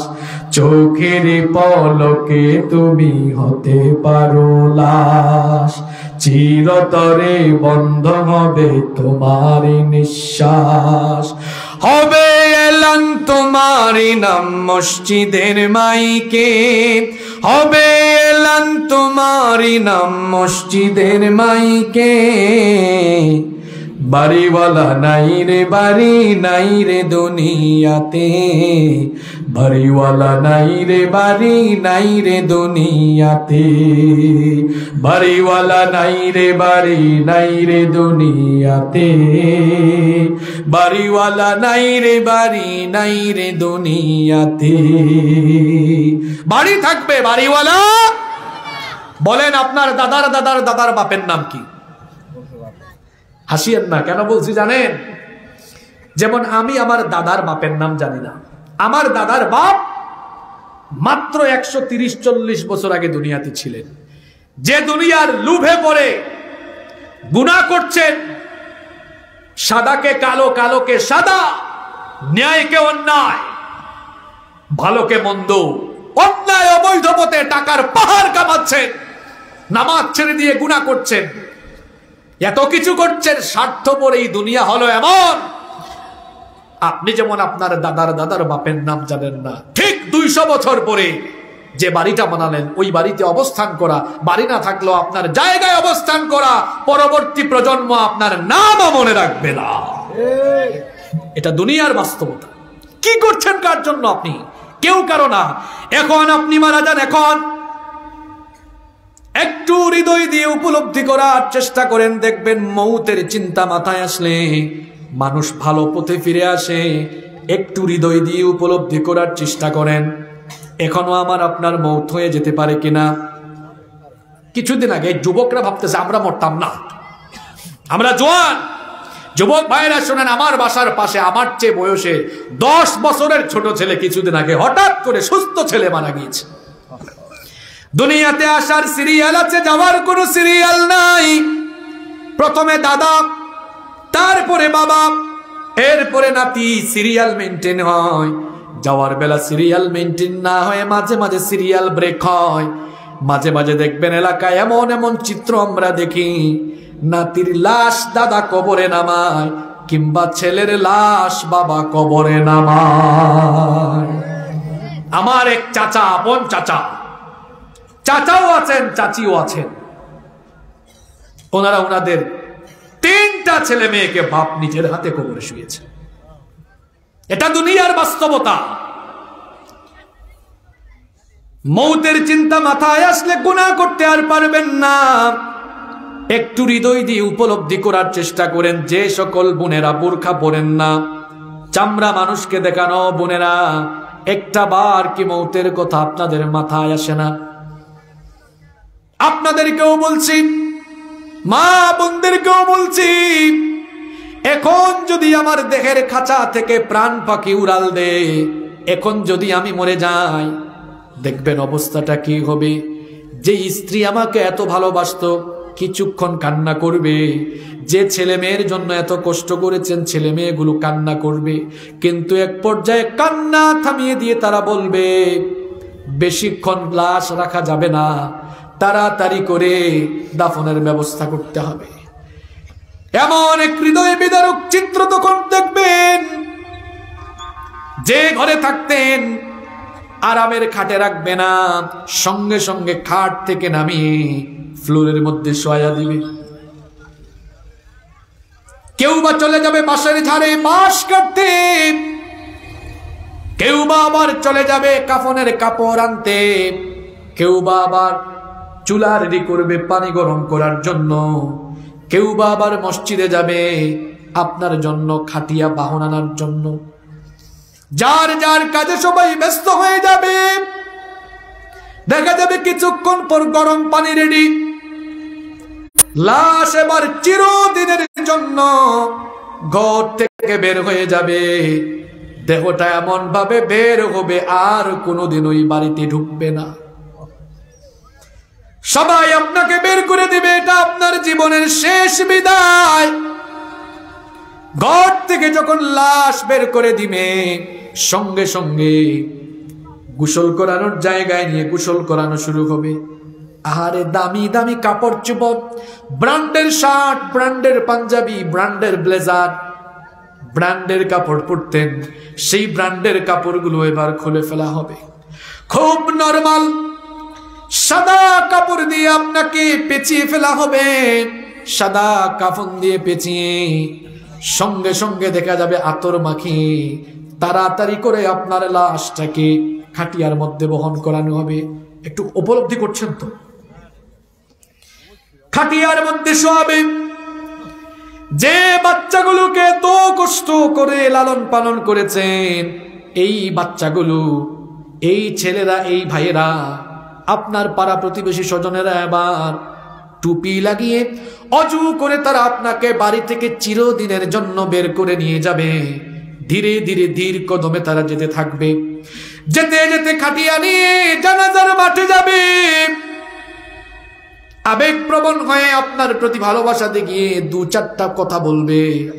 এরপরে জানাজা নিয়ে সাথে সাথে আপনাকে নিয়ে কবরের দিকে রওনা দিবে। ওই দিকে যারা কবর খনন করেছে কবরটাকে তারা রেডি করে রাখবে। বাঁশ ঝাড়ে যারা ছিল বাঁশ ঝাড় থেকে বাঁশগুলো নিয়ে কবরে যাবে। নরম নরম বিছানায় ঘুমাতেন, তুলতুলে বিছানায় ঘুমাতেন, পরিচ্ছন্ন বিছানায় ঘুমাতেন। এখন তো শীতের দিন, শীতের দিনে কবর খুললে দেখবেন নিচ থেকে শুধু পোকামাকড় উঠে, কীট পতঙ্গ, পোকামাকড় যুক্ত জায়গা। 2-3 জন কবরে নেমে যাবে। কবরে নেমে খাটিয়া থেকে এবার লাশটাকে নামিয়ে মাটির বিছানায় শুইয়ে দিবে। বর্ষাকালে মরণ হলে তো মাটিও জুটবে না, কারণ কবর খুললে দেখা যায় নিচ থেকে শুধু পানি উঠে। এখনো আপনি গুনাহ করেন, এখনো আপনি পাপ ছাড়তে পারছেন না, ওই কবরের কথা কি মাথায় আসে না?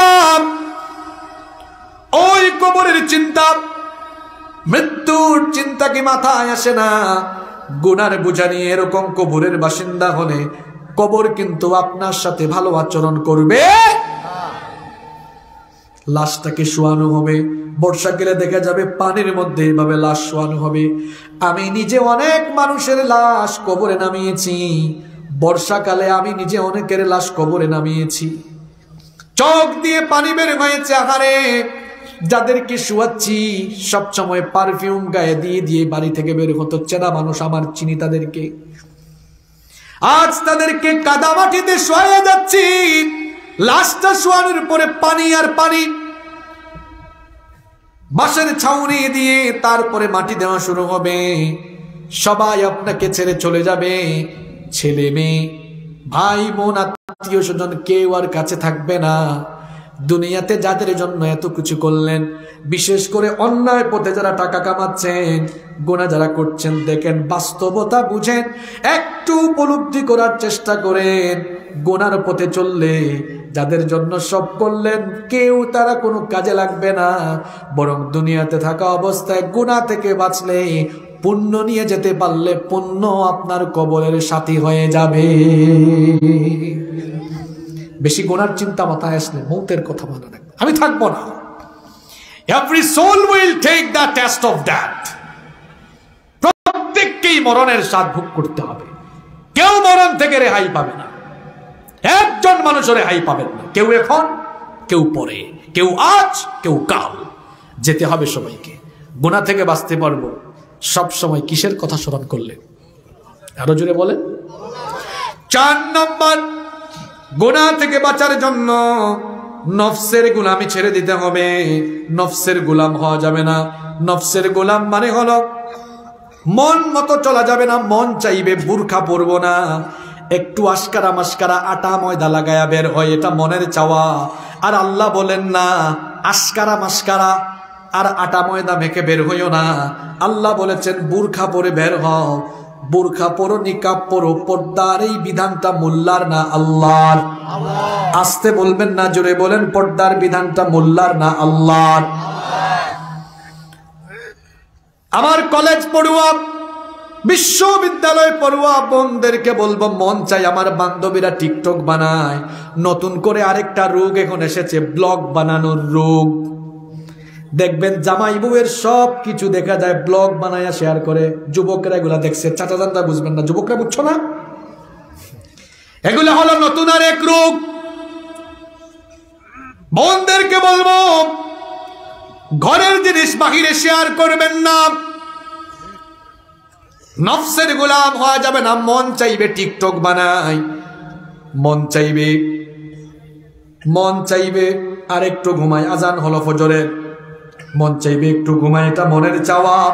আর আল্লাহর চাওয়া হলো বান্দা উঠ, নামাজে যা। আপনি যদি ফজরের আজান হওয়ার পরে ঘুমিয়ে থাকেন, তাহলে গোলামি করলেন আল্লাহর না নফসের? আরো জুড়ে বলেন। আর সঙ্গে সঙ্গে নিজের মনকে, মনের চাওয়াকে আপনি ছুঁড়ে ফেলে দিয়ে আল্লাহর চাওয়াকে প্রাধান্য দিয়ে ঠান্ডার মধ্যে উঠে ওযু করলেন, তারপরে নামাজে চলে গেলেন। এবার বলেন তো গোলামিটা হয়েছে নফসের না আল্লাহর? আমরা নফসের গোলাম হব না আল্লাহর গোলাম হব? মন চাইবে আমি সরকারি চাকরি করছি, আমার বন্ধুও সরকারি চাকরি করছে, আমার বন্ধু তো দেখি মাঝে মাঝে ঘুষ খায়, আমার বন্ধুর বাড়ি আমার চেয়ে সুন্দর। মন চায় আমিও বন্ধুর মতো খাই, খাইলে আমিও বন্ধুর মতো বাড়ি বানাবো, এটা মনের চাওয়া। আর আল্লাহ বলেছেন না, হারামখোর হইস না, কারণ হারাম খাইয়া হারাম বডি বানালে হারাম বডির রুকু সাজদা, হারাম বডির হজ জাকাত কিচ্ছু আল্লাহ কবুল করবেন না। দোয়া কবুলের সবচেয়ে বড় শর্ত হলো, ইবাদত কবুল হওয়ার সবচাইতে বড় প্রধান শর্ত হলো নিজের বডিটাকে হালাল রাখা। হারাম খেয়ে খেয়ে যদি বডিটাকে হারাম বানিয়ে ফেলি, এই হারাম বডির কোনো ইবাদত আল্লাহ কবুল করবেন না। মন চাইবে আমি একটু ঘুষ খাই, মন চাইবে আমি একটু সুদ খাই, মন চাইবে আমি এই গুনাহটা করি ওই গুনাহটা করি, মন চাইবে গান শুনি, মন চাইবে আমি একটু নাটকটা দেখি, এটা দেখি ওইটা দেখি, মন চাইবে জিনা করি, মন চাইবে হারাম রিলেশন করি। আমরা মনের চাওকে প্রাধান্য দিব, মনের গোলাম নফসের গোলাম হব না, আল্লাহর গোলাম হব। আল্লাহর গোলাম হতে পারলে, আল্লাহর বিধান মানতে পারলে গুনাহ থেকে বাঁচিয়ে দিবেন কে? এরপরে 5 নম্বর, এটা খুব গুরুত্বপূর্ণ, যুবকদের সাথে এটা মিলবে। এখন অনেকে বলবে কি ব্যাপার হুজুর এই কথা জানলো কেমনে? এবং অনেক মেয়েদের সাথে এটা মিলবে। গুনাহ থেকে বাঁচার 5 নম্বর উপায় হলো একা থাকবেন না। কথায় আছে না, অলস মস্তিষ্ক শয়তানের আড্ডাখানা। এবার যুবকদেরকে বলি, চাচা চাচা রাগ কইলেন না, আবার আপনাদের উদ্দেশ্য তো অনেক কথা আছে। কিছু কিছু যুবক পর্নোগ্রাফিতে আসক্ত, কিছু মেয়েরাও থাকতে পারে, তারা চায় এখান থেকে ফিরে আসবে, ফিরে আসতে পারে না। বিশেষ করে রাতের বেলা যারা ঘরে একা ঘুমায়, এদের গুনাহ করার সম্ভাবনা থাকে বেশি। যখন একা থাকে, ফোন হাতে নিয়েছে, কেউ তো নাই, একটু এই মেয়েটার ফ্রেন্ড রিকোয়েস্ট পাঠাই, আছে না, একটু মেয়েটাকে নক করি। কিছু কিছু বেহায়া ছেলে আছে, রাস্তাঘাটে মেয়েদেরকে ডিস্টার্ব করে, মহিলা কলেজের সামনে এতিমের মতো দাঁড়ায় থাকে। যুবক ভাইদেরকে বলবো, খবরদার, মেয়ের পিছনে কোনোদিন ঘুরবা না। কোন সভ্য ছেলে কখনো মেয়ের পিছনে ঘুরতে পারে না। এই যৌবন বয়সে, পড়াশোনার বয়সে মেয়ের পিছনে ঘুরলে তোমার ক্যারিয়ারটা নষ্ট হয়ে যাবে, সুন্দর জীবনটা বরবাদ হয়ে যাবে। আল্লাহকে ভয় করো, হারামে নাই কোনো আরাম, হারামের দিকে যেও না, গার্লফ্রেন্ড বানাইও না। হারামের মধ্যে কোনো আরাম পাবা না। যারা বিয়ের আগে গার্লফ্রেন্ড বানাবা, বিয়ের আগে যারা হারাম রিলেশন করবা, দাম্পত্য জীবনে কোনোদিন সুখ পাবা না। কিছু ছেলেরা বলে, কয় হুজুর উদ্দেশ্য ভালো, বিয়ের উদ্দেশ্যে প্রেম করতিস। আর এটা জায়েজ হইলে না আপনি করবেন, এটা তো জায়েজই না। কোন মেয়ের দিকে অপ্রয়োজনে তাকানো যাবে না। কিছু কিছু ছেলেরা আছে এত অসভ্য, রাস্তাঘাটে মেয়েরা হেঁটে গেলে 2-3 বন্ধু একসাথে আছে, কয় দোস্ত কি যে দেখলাম, মাথা খারাপ। তোমার মাথা এত খারাপ হয় কেন? এই বয়সে মেয়েদেরকে ডিস্টার্ব করো না, মেয়েদের পেছনে ঘোরো না, নিজেদের চরিত্র এমন বানাও। এই যৌবন বয়সটার হেফাজত করো, হারাম রিলেশন করো না, মেয়েদের পিছনে ঘোরো না, পড়াশোনায় মন দাও, ক্যারিয়ারটা সুন্দর করো। আজান হলে নামাজে যাও, নামাজি হয়ে চরিত্রবান হও, আর ক্যারিয়ারটা সুন্দর করো। মেয়ের পিছনে ঘোরা লাগবে না। দেখবা সুন্দরী সুন্দরী মেয়ের বাপ তোমার কাছে মেয়ে বিয়ে দেওয়ার জন্য লাইন ধরবে। যুবক, তুমি মেয়ের পিছনে ঘুরবা কেন? তুমি মেয়ের বাপকে ঘুরাও। ঘুরবা না ঘুরাবা? আমি একটা মিসকিনরা যারা বিয়ে শাদী করো নাই, রাগ করো না, বিয়ে যারা করো নাই সে তো অসহায়, একা না এখনো। যারা অবিবাহিত, অবিবাহিত কে কে দেখি হাত তোলো। আচ্ছা হাত নামায়ও না, হ্যাঁ হাত তোলো অবিবাহিতরা। মেয়েদের পিছনে ঘুরবা না মেয়ের বাপকে ঘুরাবা? আরো জুড়ে, ঘুরবা না ঘুরাবা? ঠিক আছে, মেয়ের পিছনে ঘুরবা কেন? কোন নবী মেয়ের পিছনে, কোন নবী এরকম ছিলেন না, বরং নবীদের চরিত্র এমন ছিল। আরে নবীদের চরিত্রে মুগ্ধ হয়ে নবীদের কাছে অফার এসেছে। মুসা নবীর কিচ্ছা জানেন না? সংক্ষেপে বলি, মুসা নবী যখন মাদিয়ান চলে গেলেন, শুআয়ব আলাইহিস সালাম মুসা নবীর চরিত্রে মুগ্ধ হয়ে শুআয়ব আলাইহিস সালাম তার নিজের মেয়েকে মুসা নবীর কাছে বিয়ে দেওয়ার জন্য নিজে তিনি প্রস্তাব দিয়েছেন। সুবহানাল্লাহ। যুবক ভাইদেরকে বলছি, হারামে আরাম পাবা না, বিয়ের উদ্দেশ্যে প্রেম কইরো না। অবৈধ জিনিসের মধ্যে কখনো বরকত পাওয়া যাবে। বন্ধের উদ্দেশ্য সেম কথা, হারামে যাওয়া যাবে না। বয়ফ্রেন্ড, এক বান্ধবী আরেক বান্ধবীকে হয়তো বলে, জানিস আমার বয়ফ্রেন্ডটা এমন। হ্যাঁ, আমার বয়ফ্রেন্ড এমন। কিসের বয়ফ্রেন্ড? কোন ছেলের মেয়ে বন্ধু থাকতে পারে না, কোন মেয়ের ছেলে বন্ধু থাকতে পারে না। বিয়ের আগে এগুলো হারাম করেছেন কে? একা থাকবেন না, অনেকে বলে হুজুর পর্নোগ্রাফিতে আসক্ত, বা রাতের বেলা আমি একা থাকলে শয়তান ধরে, কয় ইউটিউবে এই সিনেমাটা দেখ, এটা দেখ। আমি বলি ভাই তাহলে এক কাজ করবেন, রাতে একা ঘুমাবেন না তো কারে নিয়ে ঘুমাবেন? আপনার আরেক ভাই থাকলে আলাদা বেড। এবার আব্বা আম্মা, মা বাপদের প্রতি একটা পরামর্শ দিয়ে যাই, শোনেন, বিয়ের আগে আপনারা আপনাদের অবিবাহিত ছেলে মেয়েদেরকে একা রুমে ঘুমাইতে দিবেন না, অবস্থা কিন্তু খারাপ হবে। তো আপনারা বলবেন হুজুর এক বেডে নিয়ে ঘুমাবো নাকি? না, 10 বছর হয়ে গেলে তো আলাদা। এরপরে যেটা করবেন, মনে করেন 2-3টা ছেলে, 2 ছেলেকে এক রুমে সিঙ্গেল বেড দিয়ে, 2টা সিঙ্গেল বেড দেন, 2টা এক রুমে থাকুক। তাহলে বড় ভাই ছোট ভাইয়ের লজ্জায় বড় ভাইও কোনো আকাম কুকাম করবে না, আবার ছোটটা বড় ভাইয়ের লজ্জায় আকাম কুকাম করবে না। নইলে কম বলেন নিচে এই ওয়ার্ড যুবকরা বুঝতেছে, আমার চাচারা বুঝতেছেন না, এটা করবে। ঠিক সেম মেয়েকেও রুমে একা রাখবেন না, নইলে শীতের দিনে কম্বলের নিচে ঢুকে হাই SMS শুরু হবে। 2 বোন থাকলে দেখা যাবে বড়টা ভয় পাবে, আমি যদি এত রাতে চ্যাট করি বোন এসে খেয়াল করবো, আপু কি করো তুমি এত রাতে? ছোটটাও করবে না বড় বোনের ভয়ে লজ্জায়, ঠিক কিনা? এখন যারা মা বাবা আছেন, হয়তো এমনও আছে কারো এক ছেলে এক মেয়ে, তারা তো পড়ছেন বিপদে। তবে তাদের জন্য আমার পরামর্শ আছে। তারা কি করবেন? তারা ছেলেকে বলবেন, এই তুই রাতে দরজা লাগায় ঘুমাইতে পারবি না, দরজা লাগায় ঘুমাইতে পারবি? দরজা খুলে যখন ঘুমাবে ছেলের ভেতরে ভয় থাকবে, না জানি কোন সময় আব্বা রুমের পাশ দিয়ে দেয় আমার ফিসফিসানি শুনে ফেলে, ঠিক না? মেয়েকেও মা বলবেন, এই দরজা খুলে ঘুমাও। প্রয়োজনে এক মেয়ে হলে মা মাঝে মাঝে গিয়ে থাকেন মেয়ের সাথে। রাত 11টার পরে ফোন হাত থেকে নিয়ে নেন। 11টার পরে ফোনের কোনো দরকার আছে? দরকার নেই তো, ফোন হাত থেকে নিয়ে নেন। এখন তো আমরা নেই না, উল্টা আরো দেই। এক লোক বলতেছে, হুজুর আমার মেয়ে SSC-তে A+ পেয়েছে, খুশি হয়ে আইফোন গিফট করেছি। বললাম ভালোই করছেন, কিছুদিন পরে আপনার জামাই গিফট করবে। এত ছোট ছেলে মেয়েদের মোবাইল ফোনের দরকার আছে? যাদের কাছে মোবাইল আছে তোমরা এখন রাগ করতেছে, হুজুর তো আমাদের বিরুদ্ধে এখন কথা বলে ফেলেছে। শোনো শোনো ভাইয়েরা, আমরাও তোমাদের মতো ছাত্র ছিলাম। মোবাইল ফোন যদি ব্যবহার করো, রাত 10টার পরে আব্বা আম্মাকে দিয়ে দিও। এত রাত জাগিও না। কেউ কেউ তো রাত 2টা-3টা পর্যন্ত ফেসবুকে থাকে। এইরকম অবস্থা, এটা করিও না। অনেক ছেলেরা চোখের জ্যোতি হারিয়ে ফেলছে, চেহারার লাবণ্য হারিয়ে ফেলছে, রাত জাগতে জাগতে মাইগ্রেনে প্রবলেম হচ্ছে। অনেক মেয়েদের সেই অবস্থা। যুবক যুবতী তরুণ তরুণীদেরকে বলবো, রাত জাগবেন না, তাড়াতাড়ি ঘুমাবেন, এটা নবীর সুন্নাত। চেহারা সুন্দর থাকবে, আস্কারা মাস্কারা লাগাইয়া চেহারা সুন্দর করতে পারবেন না। কিছু মেয়ে তো আছে খুব আটা ময়দা মাখে, হ্যাঁ, আটা ময়দা মাখলে লাগে একরকম, ওয়াশরুম থেকে ছুটাইয়া আসলে লাগে আরেক রকম। কি যে অবস্থা!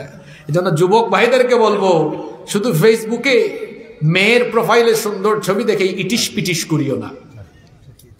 কারণ ক্যামেরায় অনেক সময় দেখা যায় একরকম, বাস্তবে আরেক রকম। একা থাকবেন না, গুনাহ থেকে বাঁচতে পারবেন ইনশাআল্লাহ। আরেকটা কথা আমার মনে পড়লো, কিছু কিছু ছেলে বা মেয়ে তাদের মা বাপ চাকরি করে, তো তারা কি করবে? তারা তো সারাদিন বাসায় একা। সে সকল ছেলে মেয়েদেরকে বলবো ব্যস্ত থাকতে হবে পড়াশোনায়। ছেলেদেরকে বলবো বিভিন্ন সামাজিক কাজ আছে না, বৃক্ষরোপণ, রক্তদান কিংবা খেলাধুলা, যেগুলো করলে গুনাহ থেকে বাঁচা যাবে, ওই সকল কাজে নিজেকে ব্যস্ত রাখতে হবে, তখন গুনাহ থেকে বাঁচা যাবে ইনশাআল্লাহ। কষ্ট হচ্ছে আপনাদের? 15 মিনিট থাকা যাবে না? আমরা 15 মিনিটে শেষ করে ফেলবো ইনশাআল্লাহ। কেউ উঠবেন না। নাম্বার 6 নাম্বার, শেষের দিকের পয়েন্টগুলা ছোট আছে, অসুবিধা নেই। গুনাহ থেকে বাঁচার জন্য 6 নাম্বার, ঘরকে পাপের উপকরণ মুক্ত করে ফেলতে হবে। পাপের উপকরণ কি হতে পারে? অশ্লীল ম্যাগাজিন। অনেকের ঘরে আছে অশ্লীল উপন্যাসের বই, এমন এমন উপন্যাস, এমন প্রেমের গল্প, এগুলা করার পরে নিজের মধ্যে সুরসুরি জাগে যে আমিও একটু এগুলা করি। এজন্য গার্ডিয়ানের দায়িত্ব হলো এরকম জিনিস, এগুলা পাপের উপকরণ, ঘর থেকে ছুঁড়ে ফেলে দেওয়া। ঘরের মধ্যে টেলিভিশন থাকলে, টেলিভিশন খারাপ জিনিস না, তবে ঘরে যেন খারাপ চ্যানেল না চালানো হয়, খেয়াল রাখা। পত্র পত্রিকায় বিনোদন পাতা আছে, প্রয়োজনে বাবা প্রতিদিন বাসায় পত্রিকা আসলে নিজের দায়িত্বে বিনোদন পাতা কেচি দিয়ে কেটে ছুঁড়ে ফেলে দিবেন। কারণ কিছু কিছু পত্রিকার বিনোদন পাতা এত খারাপ, আমি আর বললাম না, আপনারা জানেন। আমাদের বাসায়ও পত্রিকায় আসে, আমরাও ঠিক সেই কাজটা করি। বাচ্চারা যেন এগুলো না দেখে একদম কেচে দিয়ে কেটে ফেলা। পত্রিকা তো খারাপ জিনিস না, পত্রিকা পড়বেন, দেশের খবর জানবেন, ঘরকে গুনার উপকরণ মুক্ত করবেন। একটা গুরুত্বপূর্ণ মেসেজ আপনাদেরকে দিয়ে যাচ্ছে, যাদের বাড়িতে ওয়াইফাই আছে, বাবা নিজের দায়িত্বে কিংবা মা নিজের দায়িত্বে রাত 11টা বা 12টার পরে ওয়াইফাই এর সুইচ বন্ধ করে দিবেন। কি দরকার রাত 12টার পরে? এটা আপনারা করবেন। আপনারা এটা করেন না বলে ছেলে মেয়েরা ওয়াইফাই পাইয়া যা মন চায় তাই করে, নিজের দায়িত্বে ওয়াইফাই এর সুইচ বন্ধ করে দেন। এগুলা বাস্তবিক ওয়াজ, এগুলা ছাড়া ঘর সুন্দর হবে না, ছেলে মেয়ে ভালো হবে না। অনেকে বলে হুজুর আব্বা আম্মার ওয়াজ করেন, আব্বা আম্মার খেদমত যেন করে। আব্বা আম্মার খেদমতের ওয়াজ পড়ে হবে, সন্তানদেরকে কেমনে ভালো রাখবেন এই ওয়াজ আগে হওয়া দরকার। বাবা মায়েরা এটা করবেন, ঘরকে গুনার উপকরণ মুক্ত রাখা লাগবে। এরপরে 7 নম্বর, কষ্ট হচ্ছে আপনাদের, তথ্য প্রযুক্তির অপব্যবহার থেকে নিজেকে বাঁচিয়ে রাখবেন। প্রযুক্তির অপব্যবহার থেকে নিজেকে বাঁচিয়ে রাখবেন, তবে গুনাহ থেকে বাঁচতে পারবেন। অনেক ছেলেরা আছে গোপন গুনায় লিপ্ত, অনেক বোনেরা আছেন গোপনে হারাম রিলেশন করে, বান্ধবীকে বলে না। অনেক ছেলে আছে গোপনে গুনাহ করে, গোপনে জিনা করে, কোনো বন্ধুকে বলে না। কাউকে না বললেও তো একজন জানেন, তিনি কে? এত ভয়াবহ একটা হাদিস শোনাবো, এই হাদিসটা শোনার পরে গায়ের লোম একদম দাঁড়িয়ে যাবে। নবীজি একদিন সাহাবীদেরকে বললেন, ও আমার সাহাবীরা শোনো, আমার উম্মতের কিছু লোক তিহামার শুভ্র পর্বতমালা সম পরিমাণ নেক আমল নিয়ে হাসরের মাঠে দাঁড়াবে। পাহাড়ের সমান নেক আমল নিয়ে দাঁড়ানোর পরে তাদের নেক আমলগুলো মুহূর্তেই ধুলাবালি হয়ে উড়ে যাবে। শুনতেছেন কথা? নবীজি বললেন, কিছু লোক আমার উম্মতের মধ্যে এমন হবে যারা পাহাড় সম পরিমাণ নেকি নিয়ে হাসরের মাঠে দাঁড়াবে, কিন্তু হাসরের মাঠে উঠার পরে সঙ্গে সঙ্গে তাদের আমলনামা ধুলাবালি হয়ে উড়ে যাবে। সাউবান রাদিয়াল্লাহু আনহু জিজ্ঞেস করলেন, ইয়া রাসূলুল্লাহ, সবাই পড়েন সাল্লাল্লাহু আলাইহি ওয়াসাল্লাম, কাদের কথা আপনি বলছেন? কারা এত পাহাড় পরিমাণ নেকি নিয়েও তাদের সব আমলগুলো নষ্ট হয়ে যাবে?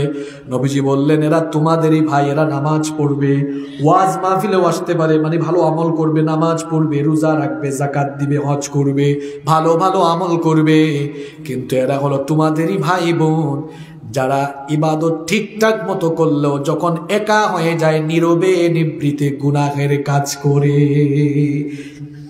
নীরবে নিভৃতে এখন গুনাহ চলছে। কেমনে গুনাহ চলছে দেখেন। এই যুগে নিজেকে গুনাহ থেকে সেফ রাখা অনেক কঠিন। একদম বাস্তব কয়েকটা কথা বলি, যারা ফেসবুক চালান,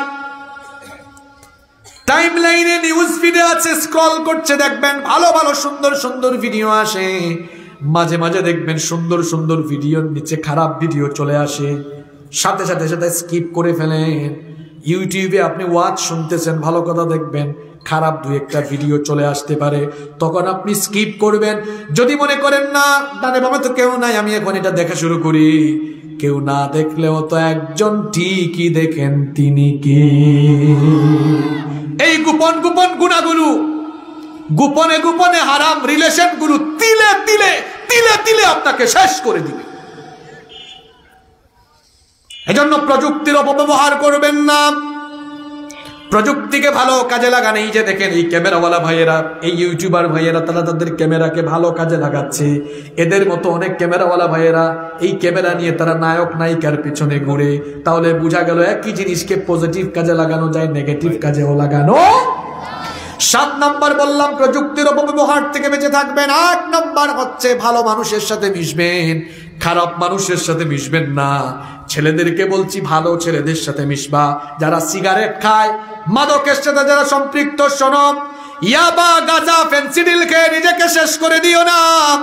আল্লাহ কোরআনে বলেছেন, ওয়ালা তুলকু বিআইদিকুম ইলাত তাহলুকা প্রতিটা মাহফিলে মাদকের কথা বলা দরকার, কারণ যুব সমাজকে ধ্বংসের জন্য এই মাদক হচ্ছে সবচাইতে বড় উপাদান।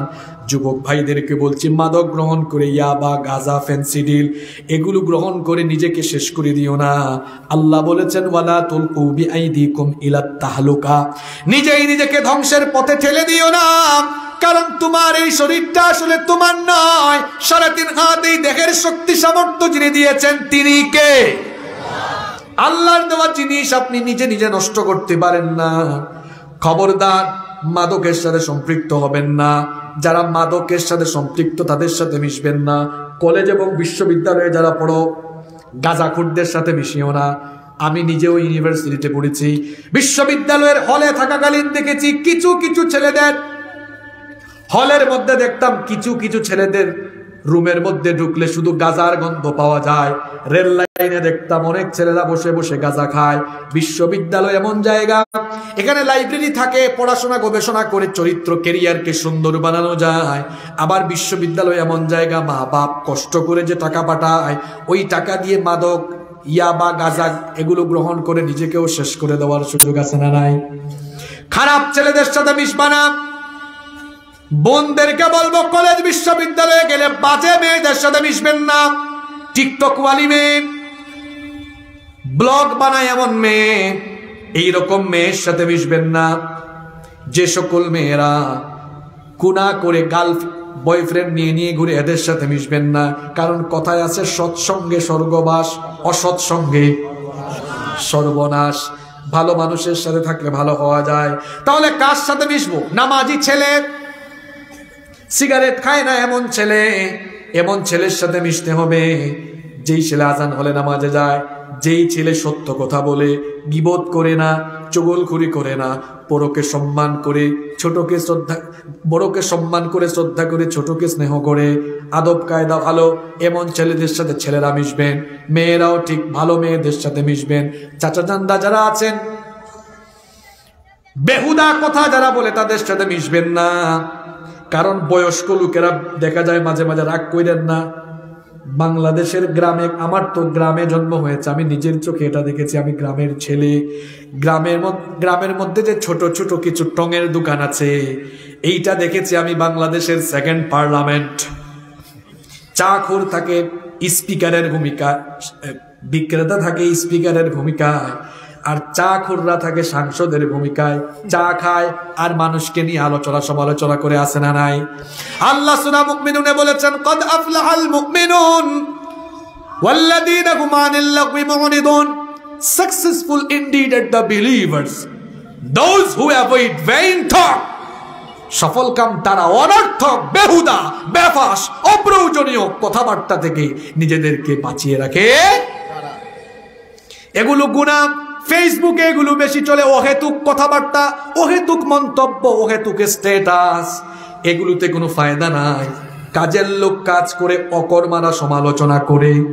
কাজের লোকের কাজ হলো কাজ করে যাওয়া। আর যাদের কোনো কাজ কারবার নাই, অকর্মার ঠেকি, এরা কি আর করবে?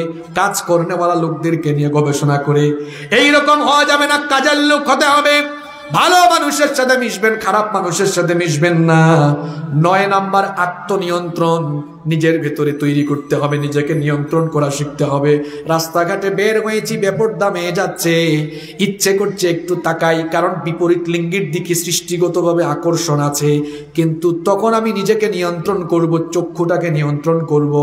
কারণ আল্লাহ বলেছেন, কুল্লিল মুমিনিনা ইয়াগুদ্দু মিন আবসারিহিম, ও নবী মুমিন পুরুষদেরকে বলেন তারা যেন তাদের চক্ষুকে পরনারী থেকে নিচের দিকে রাখে। আদেশটা কার?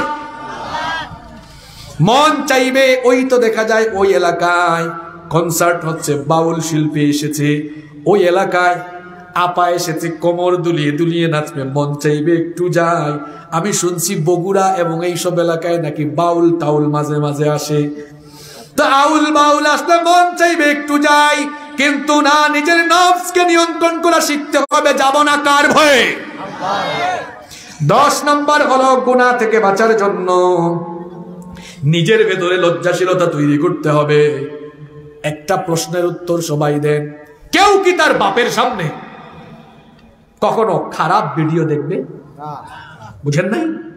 কেউ মা বাবার সামনে খারাপ ভিডিও দেখবে, আরে তো বাপের সামনে তো সিগারেট যারা খায় হেরাও সিগারেট খায় না, লুকাই ফেলে, আব্বা দেখবে।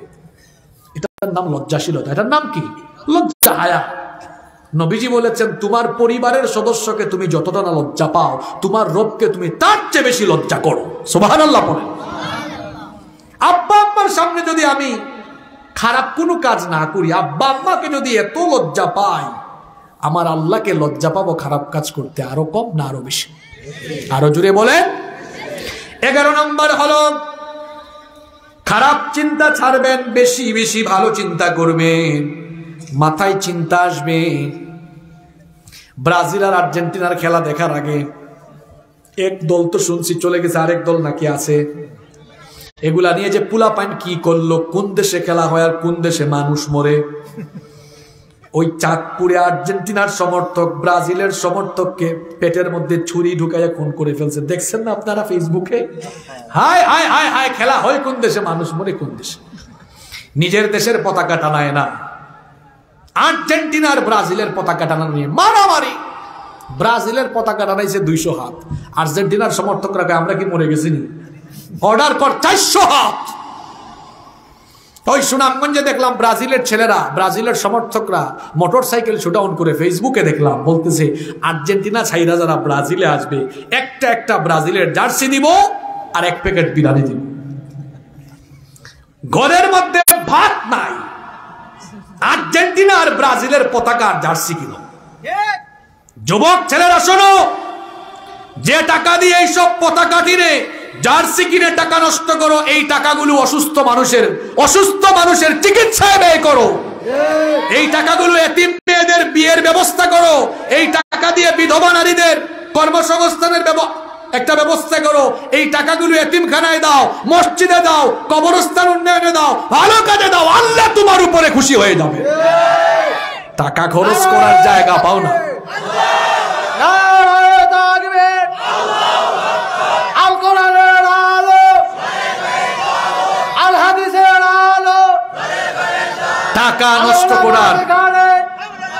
টাকা নষ্ট করার জায়গা পাও না ভাই, বসেন। টাকা নষ্ট করার জায়গা পাও না, এসব ফালতু চিন্তা ছাড়ো, ভালো চিন্তা করো। আজকে ফজরের নামাজ জামাতে পড়বো, ভালো চিন্তা না খারাপ চিন্তা? 5 ওয়াক্তের নামাজ যথাসময়ে মসজিদে গিয়ে পড়বো, ভালো চিন্তা না খারাপ চিন্তা? সকালবেলা উঠে পড়তে বসবো, কিছুক্ষণ খেলাধুলা করব, কিছুক্ষণ ঘুমাবো, কিছুক্ষণ মানুষকে নামাজের দিকে ডাকবো, কিছুক্ষণ বন্ধুদেরকে নিয়ে মানুষকে কিছু সহযোগিতার চেষ্টা করব। এরকম ভালো ভালো চিন্তা করবেন, তাহলে খারাপ চিন্তা মাথায় আসবে না ইনশাআল্লাহ। 12 নম্বর হলো বেশি বেশি ইস্তেগফার করবেন। গুনাহ থেকে বাঁচার জন্য ইস্তেগফার করবেন কার কাছে? ইস্তেগফারের আমলটা ছিল আমার নবীজির জীবনে গুনার কোনো ছিটা ফুটাও ছিল না। আমার নবীর জীবনে কোনো পাপ আছে নাকি? নাউজুবিল্লাহ, কোনো পাপ নাই। আমার নবী হচ্ছেন মাসুম, জন্ম থেকে নিয়ে ওফাত পর্যন্ত, নবুয়তের আগেও মাসুম, নবুয়তের পরেও মাসুম। যেই নবীর জীবনে গুনাহ নাই, এরপরেও রেগুলার তিনি কতবার ইস্তেগফার তওবা করতেন দেখেন। বুখারীর হাদিস, নবীজি বলেছেন ওয়াল্লাহি, আল্লাহর কসম, ইন্নী লা আস্তাগফিরুল্লাহ ওয়া আতুবু ইলাইহি ফিল ইয়াউমি আকসারা মিন 70 মাররা। নবীজি বলেছেন আমার তো গুনাহ নাই, পাপ আমাকে স্পর্শ করে না, এরপরেও রেগুলার আমি 70 বারের বেশি তওবা করি কার কাছে? আবার মুসলিম শরীফের হাদিসে এসেছে, নবীজি বলেছেন ইন্নী আতুবু ইলাইহি ফিল ইয়াউমি 100 মাররা, রেগুলার আমি আল্লাহর কাছে 100 বার তওবা করি। শুধু সুবহানাল্লাহ পড়ে বাড়িতে যাচ্ছেন, এবার নিজের সাথে মিলান তো, নবীর গুনাহ নাই, এরপরেও ডেইলি 100 বার তওবা করেন, আর আমার আপনার তো কত গুনাহ, হিসাব নাই। তওবা করি কয়বার? বিবেককে প্রশ্ন করেন, কয়বার? একবারও না। এজন্য যখনই সময় পাবেন পড়বেন আস্তাগফিরুল্লাহ, সময় পাবেন পড়বেন আস্তাগফিরুল্লাহ।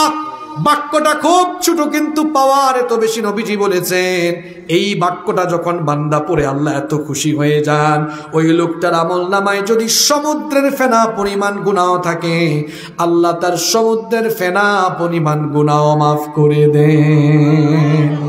সারাদিন মানুষের গীবত কইরেন না। 2-3 মহিলা তো একসাথে হইলে আল্লাহ জানে, মহিলা প্যান্ডেলে আমার ওয়াজ শুনতেছে না, তারা নিজেরা ওয়াজ করতেছে। কারণ 2-3 মহিলা এক হইলে আরে বাপরে বাপ, গল্পের আর কোনো শেষ। মা বোনদেরকে বলবো 2-3 মহিলা একসাথে হয়ে শুধু গল্প কইরেন না, বেশি বেশি ইস্তেগফার করুন, ইস্তেগফারের আমল। একটা হাদিস আমার মনে পড়ল, নবীজি বলেছেন মাল্লাজিমাল ইস্তেগফার, যারা নিয়মিত ইস্তেগফার করে, ইস্তেগফারের সাথে যারা সব সময় আটার মতো লেগে থাকবে, তার 3টা ফায়দা হবে। জুড়ে বলেন কয়টা?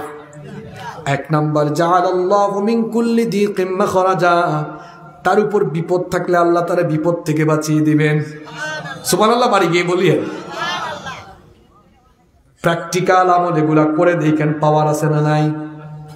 নবীজি বলেছেন যারা ইস্তেগফার নিয়মিত আমল করে, আল্লাহ তার সব বিপদ আল্লাহ নিজের দায়িত্বে দূর করে দিবেন। সুবহানাল্লাহ। ওয়া মিন কুল্লি হাম্মিন ফারাজা, সবার জীবনে টেনশন কম বেশি আছে না নাই?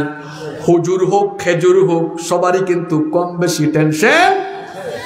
নবীজি বলেছেন ইস্তেগফার করো, আল্লাহ সব দুশ্চিন্তা দূর করে দিবেন। 3 নাম্বার হচ্ছে ওয়া রাযাকাহু মিন হাইতু লা ইয়াহতাসিব, আল্লাহ এমন ধারণাতীত জায়গা থেকে রিজিক দিবেন, কল্পনাও করতে পারবা না। দেখেন রিজিকের একটা ঘটনা বলি, রিজিকটা হলো এমন জিনিস, রিজিক কখন কার কোথায় আছে কেউ কিন্তু জানে। কিরকম দেখাই, মনে করেন আজকে বাজার করে আনছেন বাড়ি থেকে, কালকে দুপুরে মজা করে আপনি এই মেনুগুলো খাবেন। এমনও হইতে পারে সকালবেলা আপনার ঘরের এমন কেউ অসুস্থ হয়েছে, ঢাকায় নিয়ে গিয়ে দুপুরের খাবার ঢাকায় খাওয়া লাগতে পারে। রিজিক যে কার কখন কোথায় কেউ জানে। নবীজি বলেছেন ইস্তেগফার করো, রিজিকের টেনশন করো না, কারণ আমি রাজ্জাক। তুমি যদি ইস্তেগফারের আমল করো, আমি তোমাকে রিজিক দান করব। ইস্তেগফারের লাভ আছে কয়টা দেখি, মনে রাখছেন কিনা? 1 নাম্বার বলেছিলাম ইস্তেগফার করলে আল্লাহ কি দূর করে দিবেন? বিপদ। জোরে বলেন কি? 2 নাম্বার হচ্ছে আল্লাহ দুশ্চিন্তার টেনশন দূর করে দিবেন। 3 নাম্বার হচ্ছে আল্লাহ কি দিবেন? 12টা বলছে, 2টা 2 মিনিটে বলবো। 13 নাম্বার হচ্ছে গুনাহ থেকে বাঁচার জন্য নারী পুরুষের অবাধ মেলামেশা বন্ধ করে দিতে হবে। কারণ নারী পুরুষ সমলিঙ্গ নয়, বিপরীত লিঙ্গ। সৃষ্টিগতভাবেই নারীর প্রতি পুরুষের, পুরুষের প্রতি নারীর একটা আকর্ষণ আছে। নারী পুরুষ যদি অবাধে মেলামেশা করে ফিতনা ছড়াবে, এই জন্য অবাধ মেলামেশা বন্ধ করতে হবে। এই কথা শুনলে আবার প্রগতিশীলরা বলে, দেখছো হুজুরগুলা কত মূর্খ, এই ডিজিটাল যুগে এসে তারা বলতেছে নারী পুরুষ একসাথে চলা যাবে না। নারী পুরুষ একসাথে চলবে যদি পর্দা মেইনটেইন করে। যখন আমরা পর্দার কথা বলি তখন আবার তারা বলে মুল্লাগুলো মহিলাদেরকে প্যাকেটের ভিতরে ঢুকাই ফেলতে চায়। আমিও বলি শিয়াল সব সময় মুরগির স্বাধীনতা চায়। কথা বুঝেন নাই? শিয়াল যেমন সব সময় মুরগিকে স্বাধীন অবস্থায় দেখতে চায়, তেমনি করে যাদের চরিত্রে সমস্যা আছে, যাদের চোখ খারাপ, অন্তর খারাপ, তারাও নারীদেরকে সব সময় বেপর্দা অবস্থায় তাদের চোখের সামনে দেখতে চায়। যারা বলে পর্দা নারীর উন্নতি অগ্রগতি ঠেকিয়েছে, বেশিরভাগ ক্ষেত্রে দেখবেন এদের হাতেই নারীরা সবচেয়ে বেশি লাঞ্ছিতা আর ধর্ষিতা হয়েছে। ওই যে টাকলার কথা মনে আছে? তার বক্তব্য ইউটিউবে এখনো আছে। যে নারীবাদী বক্তব্য শুনে দেখবেন আপনারা, ইউটিউবে আজকে গিয়ে সার্চ মাইরেন, আমি তার অনেক বক্তব্য শুনছি। এত নারীবাদী বক্তব্য, শেষ পর্যন্ত নারীর প্রতি তার দৃষ্টি যে কত খারাপ ছিল আল্লাহ তা জাতির সামনে ফাঁস করে দিয়েছেন। এদেশের ওলামা মাশায়েখ, পীর মাশায়েখ নারীর অগ্রগতির বিরুদ্ধে নয়, বরং আমরা চাই আমাদের মায়েরা বোনেরা স্কুলে পড়বে, কলেজে পড়বে, বিশ্ববিদ্যালয়ে পড়বে, চাকরি করবে, ব্যবসা করবে, কিন্তু তাদের সতীত্ব ইজ্জতের নিরাপত্তার জন্য তাদেরকে পর্দা করতে হবে। ঠিক তো কইলেন, পর্দা করান বউদেরকে। অনেকে তো আছে ওয়াজে আসে, আরে কি বলবো, আমি জানি না আপনাদের এলাকা কেমন, অনেক মাহফিলে দেখি মহিলারা মহিলা প্যান্ডেলে ওয়াজ শুনতে আসে, কিন্তু বেপর্দা হয়ে আসে। যে পুরুষ তার বউকে বেপর্দায় রাখে, এই পুরুষ তার রুচিতে সমস্যা। কেন রুচিতে সমস্যা বলি? শোনেন ভাই, সব জিনিস কোরআন হাদিস দিয়ে আপনি না মানলেও, খারাপ লাগলেও কিছু জিনিস আপনি দেখেন তো আপনার কমন সেন্স কি বলে। আপনার বিয়ে করা বউ, আপনার ঘরের বউ, হাত দেখা যায়, পেট পিঠ দেখা যায়, ঘর থেকে নিয়ে বের হয়েছে, ছোট ভাই পাইছে, ভাই কে চিনস না তোর ভাবে, উফ কুতানি মারছে, আরেকটু সামনে গেছে, কই ভাই কে তোর ভাবি, ইস কি আমি কি অবাস্তব কথা বলতেছি, আরেকটু সামনে গেছে, ভাইকে চিনস না তোর ভাবি, ওয়াও,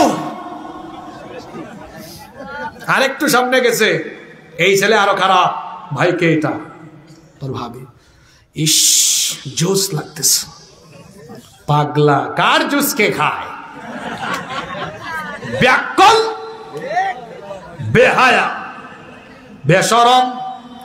নিজের বউয়ের সৌন্দর্য নিজে দেখবেন, নিজের বউয়ের সৌন্দর্য দেখে উফ আহ যারা করে, আমি তো বলি এদের আত্মসম্মান বোধ নেই, এদের রুচিতে সমস্যা আছে, রুচিতে সমস্যা আছে, রুচি খারাপ আপনার, রুচি বদলান আপনি, রুচি খারাপ তো আপনার।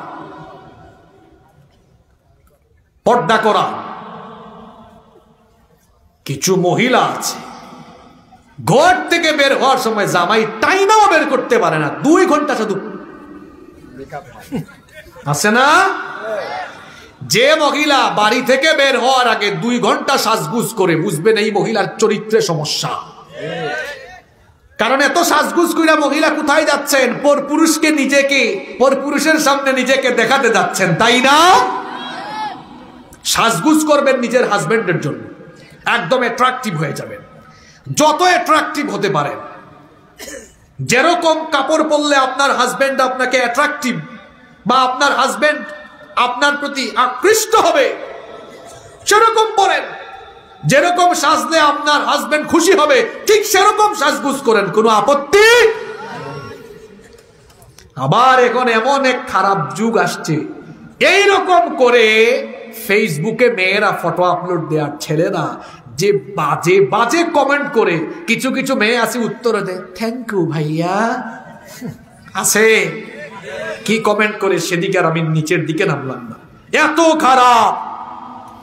গুনাহ থেকে বাঁচার জন্য নারী পুরুষ বিয়ে শাদীতে পুরুষ প্যান্ডেল খাবার না আপনারা, নারী পুরুষ আলাদা করেন, নাহলে নারী পুরুষের ঠেলা ঠেলিতে এক বিয়ের মধ্যে আরো কয়েকজনের বিয়ে হবে আল্লাহ ভালো জানে। কথা বুঝতে পেরেছেন? 14 নম্বর, খুব কষ্ট দিয়েছি আমি আপনাদেরকে, তাই না? শেষ পয়েন্ট 14 নম্বর, গুনাহ বন্ধ করতে হলে, গুনাহ থেকে বাঁচতে হলে পুরুষ নারী 2 পক্ষকেই পর্দা করতে হবে।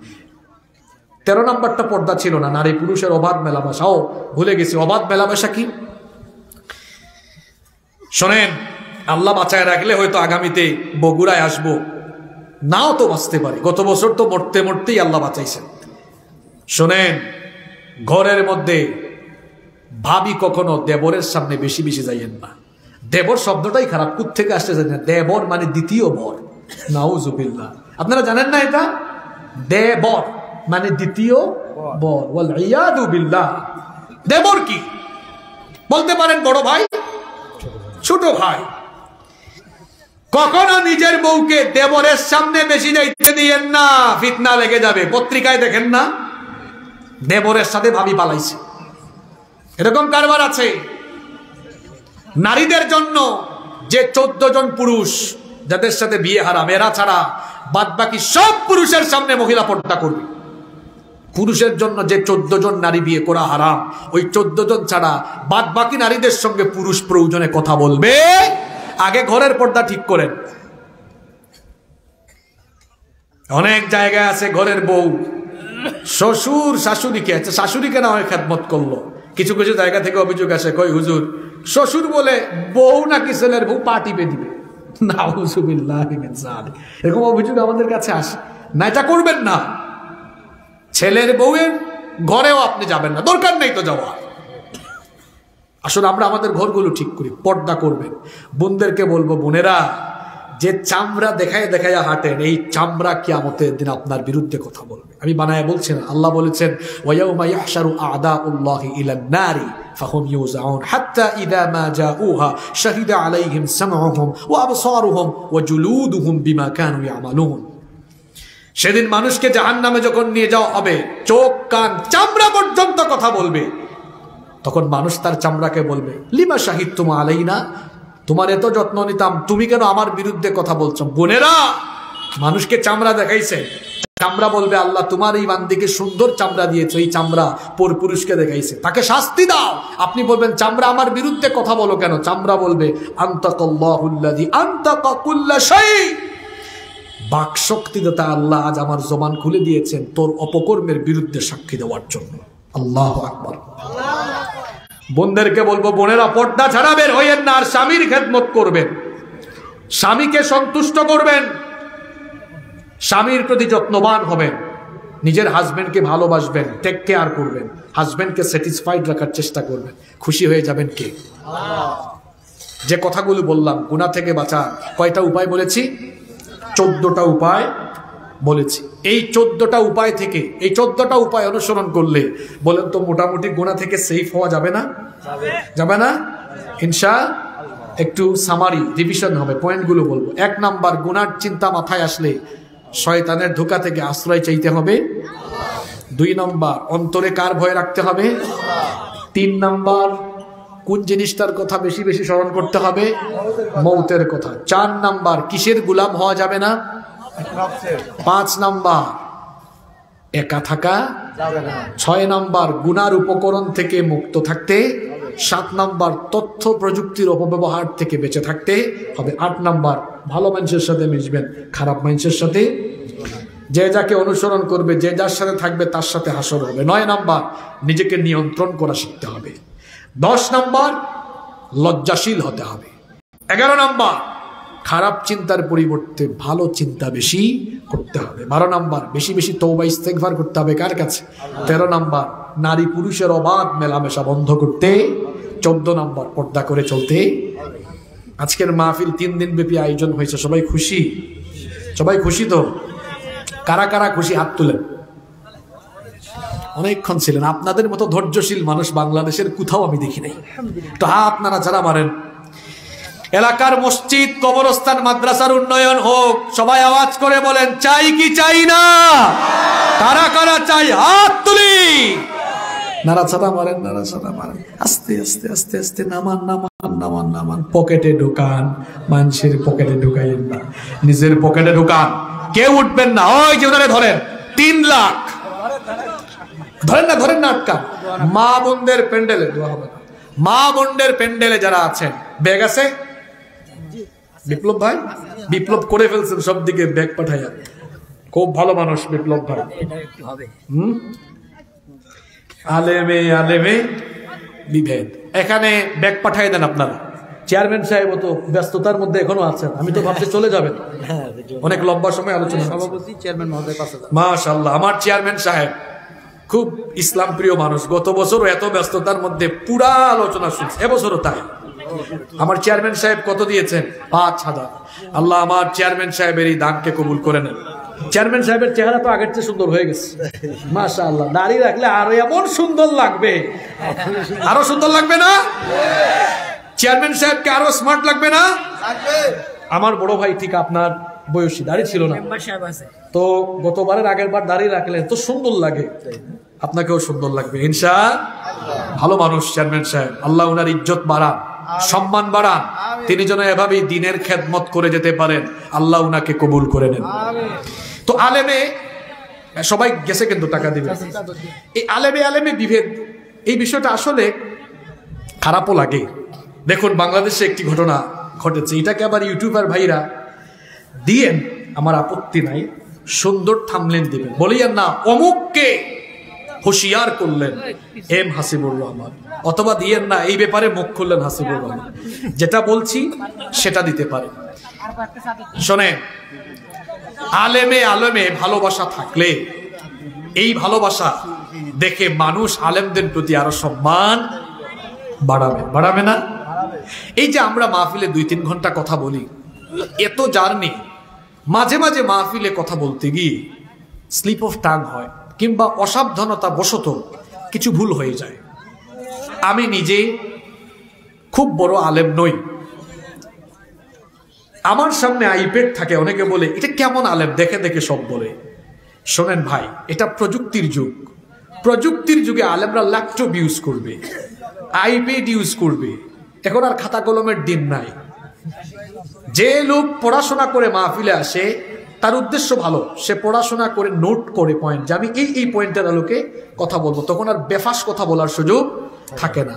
আপনি যখন পয়েন্ট ফাইন্ড আউট করবেন না, যে লোক পয়েন্ট ফাইন্ড আউট করে আসে নিশ্চিত সে পড়ার টেবিলে বসে কয়েক ঘন্টা পড়ছে, এরপরে সাজিয়ে আসছে আমি এই কথা বলবো। এর মানে এই না যে এটা কোনো আলেম না। এখানে আমার চেয়ারম্যান সাহেব আছেন, আমার এই ভাইজান আছেন, এখানে কি লেখা চেয়ারম্যান সাহেব বুঝবেন না, বাদ বাকি কেউ বুঝবেন না। এখানে আরবি লেখা আছে, জবর নাই, জেন নাই, কিচ্ছু নাই, তাই না? এটা বাংলাদেশ নয় শুধু, আমরা আমাদের বড় বড় উস্তাদ মাদানি, আজহারি, নদভি, ওনাদেরকে দেখেছি, ওনারা ক্লাসেও নোট করে আসেন, পড়াশোনা করে আসেন, ভালো শিক্ষক পড়াশোনা করে আসেন। এই মাহফিল আয়োজন করতে কয়েক লক্ষ টাকা খরচ হয়েছে। মানুষ এখানে আমাকে আনলো আর আমি ফালতু কথা বললাম, কিছুক্ষণ গীত গাইলাম, কিছুক্ষণ আজান দিলাম, কিছুক্ষণ এই কিচ্ছা ওই কিচ্ছা বললাম। কিচ্ছা আমিও আজকে বলেছি কোরআন থেকে হাদিস থেকে। একটু আমানতের খেয়ানত। আমি চেষ্টা করি যে একটু পড়াশোনা করে যাই। গত বছর আপনাদের এখানে আলোচনা আমি করেছি, দেখেছেন, আমি পয়েন্ট ফাইন্ড আউট করেছি যাতে বেফাস কথা মানুষ না শুনে।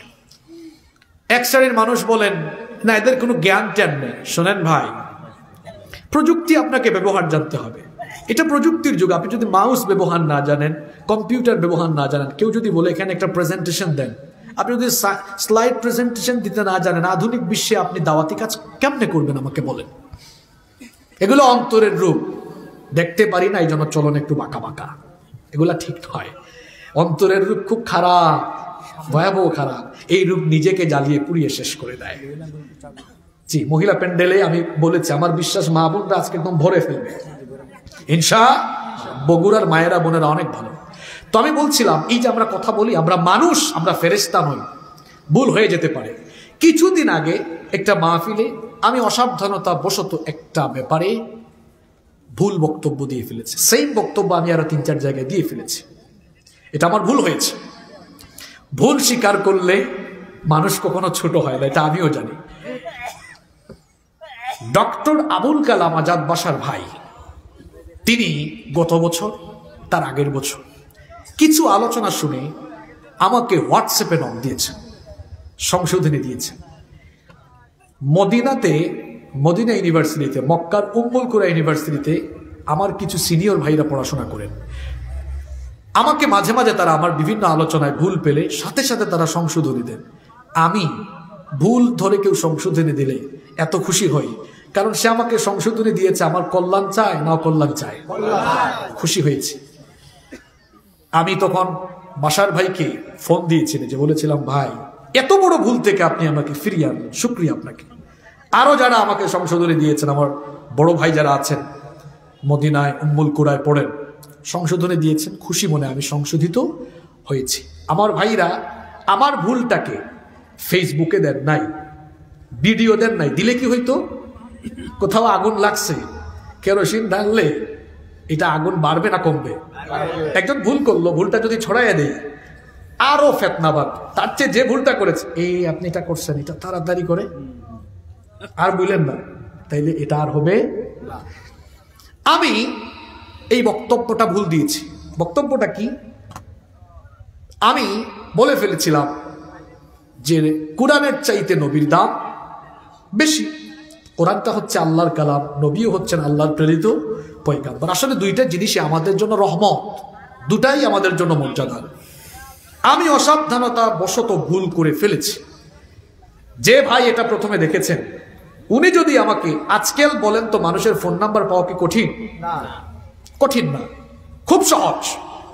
তিনি যদি বলতেন, ভাই আপনি তো আমার মহব্বতের মানুষ, হয়তো খেয়াল করেন নাই বা ইচ্ছা করে ভুল করছেন বা ভুল জানতেন, এটা এভাবে না, এটা এইরকম। যে জায়গায় ভিডিও আছে ফোন করে বলেন। এখন ইউটিউবারদের মোবাইল নাম্বারও পাওয়া যায়। আমি নিজেই ফোন করে বলতাম, ভাই এটা কেটে ফেলেন। আমি জনসম্মুখে বলতাম, ভুল বলেছি। ভুল বললে ভুল স্বীকার করব। আরে কুল্লু ইবনে আদম খাত্তাউন, মানুষ তো ভুল করবেই। মানুষ ভুলের ঊর্ধ্বে নয়। আমাদের বাবা আদম আলাইহিস সালাম তিনিও তো ভুল করেছেন, কিন্তু ভুলের উপর থাকেন নাই, আল্লাহর কাছে মাফ চাইছেন। আমরা ভুল করব, মাফ চেয়ে নিব কার কাছে? আমি বক্তব্য দেই বলে আমি কি একেবারে ফেরেশতার মতো হয়ে গেছে যে ভুল হবে না? ছোট মানুষ বলতে পারতেন, ভাই এইরকম বক্তব্যের জন্য একটা স্ট্যাটাস দেন যেটা আমি ভুল বলে ফেলেছি, ভিডিওগুলা ডিলিট করা। আমি যদি উনার কথা শুনে ডিলিট দেওয়াই ফেলতাম, তাইলে লক্ষ লক্ষ মানুষ যেটা দেখলো যে এক আলেম ভুল করছে, আরেক আলেম জাতির সামনে বলতেছে, এটা আর সুযোগ থাকতো না। আমি নিজেই আমার ভুল যখন বা আমার বক্তব্য প্রত্যাহার করে নিতাম, মানুষ ভাবতো যে না, মনে হয় সে এমনি এমনি তো ভুল স্বীকার করে না, কেউ না কেউ তাকে বলেছে। মানুষ ভাবতো, বুঝছি এদেশে আলেমদের মাঝে হৃদ্যতার বন্ধন আছে। এখন আমরা যদি এক ভাই আরেক ভাইকে এরকম করি, তাহলে তো কিছু হবে না, ভালো হবে না এগুলো। এটা আমি তো আমার বক্তব্য ফিরিয়ে দিয়েছি, আমি স্বীকারও করেছি আমি ভুল করেছি, আল্লাহর কাছে আমি মাফও চেয়েছি। কিন্তু আপনি করলেনটা কি? আপনি যদি আমাকে চা খাওয়ার দাওয়াত দিতেন, ফোন করতেন, তাহলে তো হয়ে যেত। অথবা ফোন যদি নাও পান, মেসেজ দেওয়া যায় না, আমি আপনার ভাই অমুক, এই বক্তব্য ভুল। আমাকে বাসার ভাই গত বছরে চট্টগ্রামের বাঁশখালী এক মাহফিলে তিনি প্রধান বক্তা ছিলেন। আমি উনার আগে আলোচনা করলাম, কোন একটা জাল হাদিস আমার মুখ থেকে বের হয়ে গিয়েছে। সাথে সাথে তিনি রাতেই ফোন করেছেন, খুশি হয়েছে, সাথে সাথে বক্তব্যটা আমি প্রত্যাহার করে নিয়েছি। তাহলে আমার ভাই মানুষের সামনে বললেন না কেন? আলেমে আলেমের সম্পর্কটা থাকুক। আমরা যদি এক আলেম আরেক আলেমের বিরুদ্ধে জনসম্মুখে বলি, এর কোনো ফায়দা আছে? মানুষ ভাববে হুজুরে হুজুরেই থেকে কিলাকিলি করে। এটা থেকে আমাদের ফিরে আসা দরকার। আমাদের কোনো ভাই ভুল করলে আমরা দরদ নিয়ে আন্তরিকতা দিয়ে ঠিক করে দিব। আর আমার প্রিয় ইউটিউবার ভাইয়েরা, আমার মিডিয়ার ভাইয়েরা, আমরাও কি করব? একজন বক্তব্য দিলেই আমরা ভিউয়ের পাগল হব না, এটা দেই হিট হবে একদম, চ্যানেলে সাবস্ক্রাইব হবে না। শোনেন, আপনারা কি করতে পারেন? আপনারা ইসলাম বিরোধী লোককেও আমাদের বন্ধু বানাইতে পারবেন, আবার আপনারা ভালো মানুষকে আমাদের দুশ্মন বানাইতে পারবেন। কেমনে? এরকম থাম্বনেল যদি দেন, ছবি লাগাইয়া অমুক অমুকের বা সরকারি দলের বিভিন্ন নেতাদের অমুককে ধুয়ে দিলেন, হাসিবুর রহমান, কল্যাণ হবে? বক্তব্য শুনলে দেখা যাবে অমুকের নিয়ে কোনো কথাই বলে নাই, থাম্বনেলটা দিছে যাতে মানুষ কি করে, ক্লিক মারে আর ভিউ হয়। আপনাদেরকে মহব্বত করি, ভালোবাসি, বগুড়ার ভাইয়েরা ভালো, আপনারা এরকম করেন না আমি জানি, আমরা এরকম করব না। আমার যে সকল ভাইয়েরা আমাকে সংশোধনের উদ্দেশ্যে জনসম্মুখে বলেছেন, আমার কোনো রাগ নাই, ক্ষোভ নাই তাদের প্রতি, আমি তাদেরকে ভালোবাসি, শ্রদ্ধা করি। আমি জাস্ট এতটুকু বলতে চেয়েছি, ভবিষ্যতে যেন আমাদের মধ্যকার সম্পর্ক এমন হয়, আমাদের যে কোনো ভাই ভুল করলে আমরা শুধরে দিব, আমাদের ভুল হতে পারে। আমরা যদি জনসম্মুখে ঠেলাঠেলি করি, এমনকি কিছু মানুষকে এমনও স্ট্যাটাস লিখতে দেখেছি, তারা লিখেছেন শুধু এ না, এদের ঘরনার সব আলেমদের ইলিমের পাত্র খালি। ভাই, ইলিমের মালিক কি আপনারা একাই হয়ে গিয়েছেন? এটা ঠিক নয়। এগুলো হচ্ছে সংকীর্ণতা, এগুলো হচ্ছে মনের রোগ, এগুলো থেকে বেরিয়ে আসেন। যত বড় মানুষ হোক, ভুল তার হতেই পারে। আমি পড়াশোনা শেষ করছি 5 বছর আগে। অনেকে আবার বলে, এরকমও বলে, আমি এগুলা নিয়ে কখনো কথা বলি না। অনেকে এরকম বলে, পড়াশোনা নাই, কিচ্ছু নাই, চলে আসছে মাঠে। ভাই, আপনি হয়তো আমার ব্যাপারে জানেন না, জানে কথা বললেন না। আমি দাখিল আলিমে A+ পাওয়া মানুষ, আমি ইউনিভার্সিটি থেকে অনার্স মাস্টার্স কোরআনিক সায়েন্সে শেষ করা মানুষ, আমি বিশ্ববিদ্যালয় থেকে স্বর্ণপদক পাওয়া মানুষ। এটা আমার অহংকার নয়, আমি জাস্ট এতটুকু বলছি। আপনি কেন এরকম বেইনসাফি কথা বলেন? তো আমি পড়াশোনা করে মাত্র 5 বছর হয়েছে, পিএইচডিটা এবার শুরু করব, ভুল আমার হইতে পারে। আমাদের এক ভাই না, আরো কয়েকজন ভাই ভুল করেছে। আমরা মানে জনসম্মুখে বলতে বলতে বলতে বলতে আমরা এই ভাইদেরকে একদম মাঠ ছাড়া করে দিয়েছি। কল্যাণ হয়েছে এগুলোতে? অমুকের মাহফিলে লোক আসে, আপনার খারাপ লাগে কেন? আরে ভাই, মানুষ গান বাজনা ছাইরা যদি মাহফিলে আসে আরো ভালো, আপনার মাহফিল কমবে না। এটা ভাবিয়েন না যে অমুকের কারণে মাহফিল কমবে। বাংলাদেশে 68,000 গ্রাম। আপনি পড়াশোনা করেন, মানুষের মনে জায়গা, এটা হিংসা দিয়ে পাওয়া যায় না। কোনো বক্তা কোনো কমিটিকে ফোন করে বলেন আমাকে দাওয়াত দেন। আপনি যখন আল্লাহর নেয়ামত পাবেন, আল্লাহ যখন সাহায্য করবে, মানুষের মনে আল্লাহ যখন আপনার জায়গা করাই দিবে, মানুষই আপনাকে দাওয়াত দিবে। এজন্য আমি প্রায় সময় আমাদের ছোট ভাই যারা আছে, বড় ভাইদেরকে তো বলি না, বেয়াদব হওয়া যাবে না, তো ছোট ভাইদেরকে বলি, শোনো তোমরা মাহফিল খুঁজিও না, যোগ্যতা বাড়াও, দেখবা মাহফিল তোমাকে খুঁজবে। আমি বলি যে গ্রিন স্ক্রিনে বৈশা কথা বলিও না, পড়াশোনা করে জুমার খুতবা দাও, ছোট ছোট মাহফিলে কথা বলো, পড়াশোনায় মন দাও। আমার একটা ব্যক্তিগত ইউটিউব চ্যানেল আছে, সেখানে দেখবেন আপনারা প্রায় মনে হয় 800-র মতো ভিডিও আছে বিষয়ভিত্তিক আলোচনার সঙ্গে। আমি কোনো মাহফিলে ফতোয়া দেই না, ফতোয়া দেওয়ার যোগ্যতা নাই। এক ভাইকে এরকমও বলতে শুনছি যে 7-8টা বাংলা বুখারি বই পইরা আলেম হইতে পারবেন না। ইন্টারন্যাশনাল ইসলামিক ইউনিভার্সিটি চিটাগংয়ের সিলেবাস আপনি জানেন না, অনার্সে 54টা কোর্স, মাস্টার্সে 12টা কোর্স, বাংলার বও নাই, কিচ্ছু নাই, সব অ্যারাবিক মিডিয়াম, ইংলিশ মিডিয়াম। আমরা আরবি মিডিয়ামে, ইংলিশ মিডিয়ামে পড়ে আসা মানুষ, কোনোদিন এইসব কথা বলি নাই। আপনারা কি মনে করেছেন ইলমের ভান্ডার নিয়ে আপনারাই বসেছেন?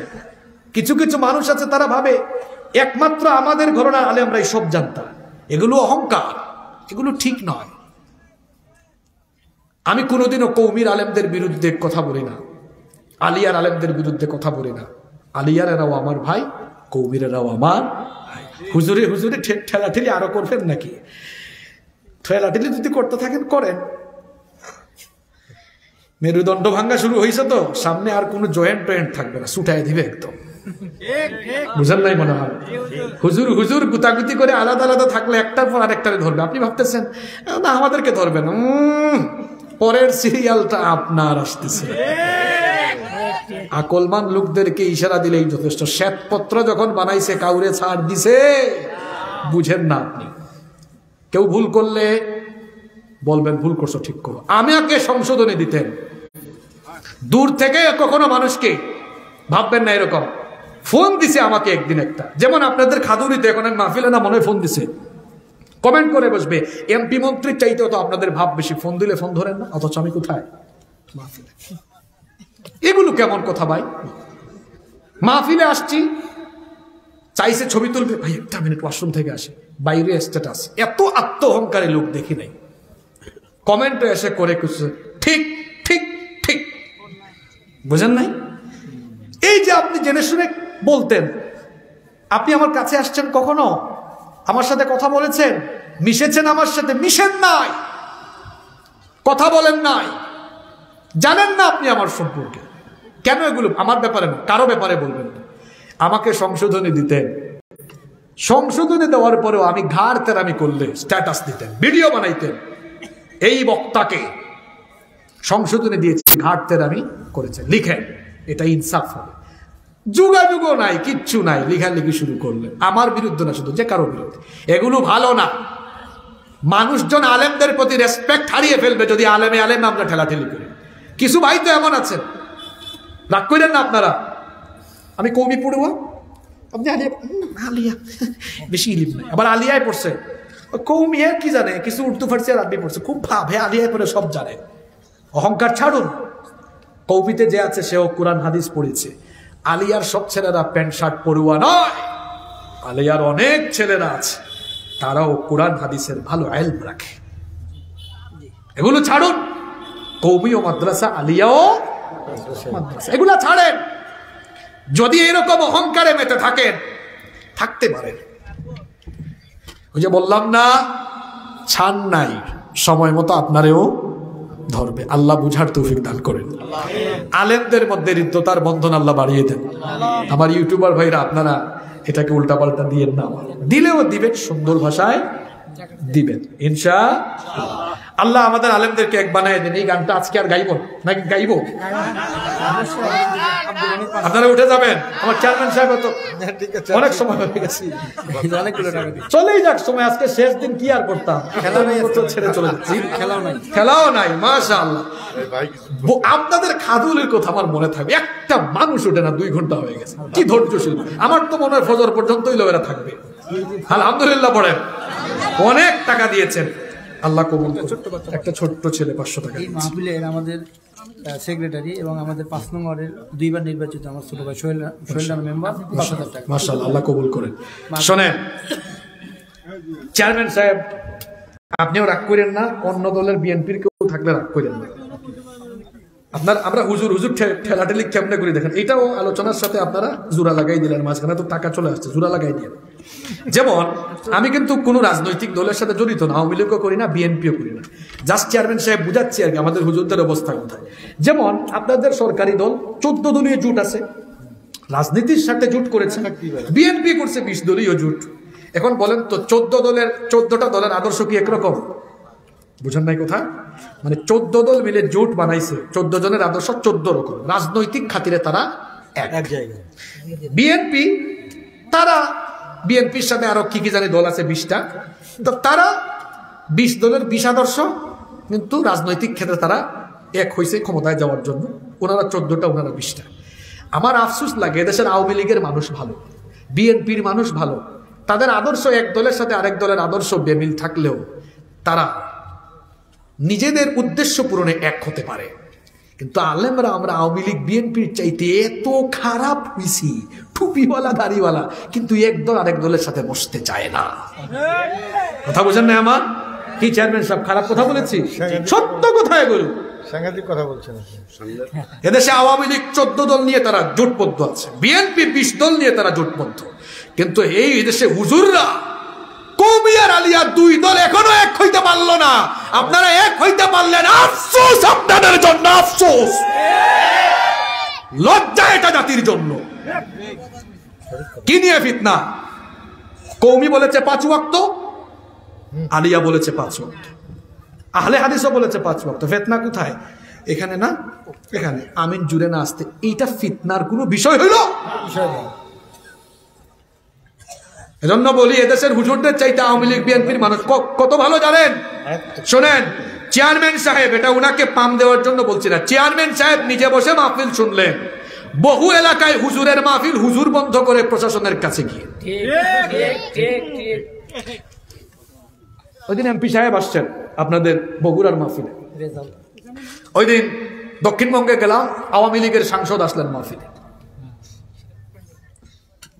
দক্ষিণবঙ্গে গত বছর মাহফিলে মন্ত্রী মহোদয় আসলেন, খুলনার মাহফিলে মেয়র মহোদয় আসলেন। ওই দিন চট্টগ্রামে মাহফিল করলাম, কাউন্সিলর, মেয়র সাহেব সবাই এসেছে।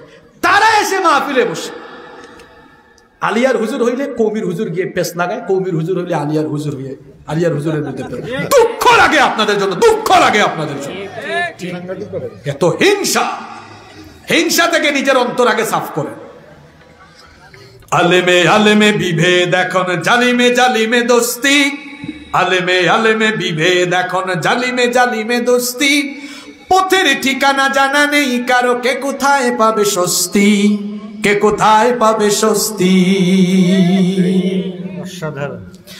সালাতে 2 হাত কোথায় বাঁধবে নবীর উপরে বুকে, আমিন বলবে চুপিসারে নাকি সজরে আওয়াজ ফুকে, ছোট আরো ছোট বিষয় নিয়েও চলছে ভীষণ দ্বন্দ্ব, সব দল ভাবে আমরাই ভালো, অন্যরা কালো মন্দ, ফরজ নিয়ে তো মারামারি নেই, নফলে সফল ডুব, ফরজ নিয়ে তো মারামারি নেই, নফলে সফল ডুব, টুপির আকার আকৃতি নিয়ে গবেষণা হয় খুব। কই উঁচা টুপি হইলে জামা, পাস করলে হইলে তাবলিগ বা চরমোনাই, কিছু নিচু টুপি হইলে সুন্নি, অথবা এরকম কি জানি 2 দিকে হইলে এটা গরম সুন্নি, আবার জালি টুপির মতো একটা লাগাই এটা আহলে হাদিস। মিয়া আপনি টুপি দিয়া মুসলমান ভাগ করেন, এই জন্য তো দুনিয়ার অমুসলিমরা মুসলমানদের উপরে কারবালা চালায়।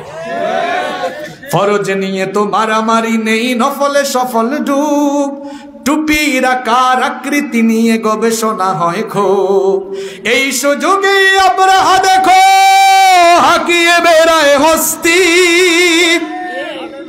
জালিমে জালিমে দোস্তি, আলেমে আলেমে বিভেদ এখন, জালিমে জালিমে দোস্তি, পথের ঠিকানা জানা নেই কারো, কে কোথায় পাবে স্বস্তি, কে কোথায় পাবে স্বস্তি।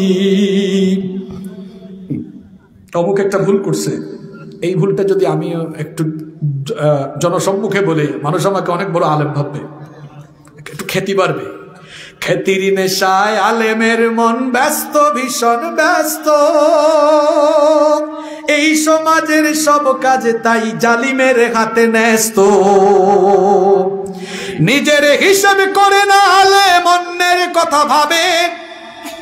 মানুষের বগলের গন্ধ খুঁজে নিজেরও কিছু ভুল হয়, ভুলের বাহিরে কে আছে?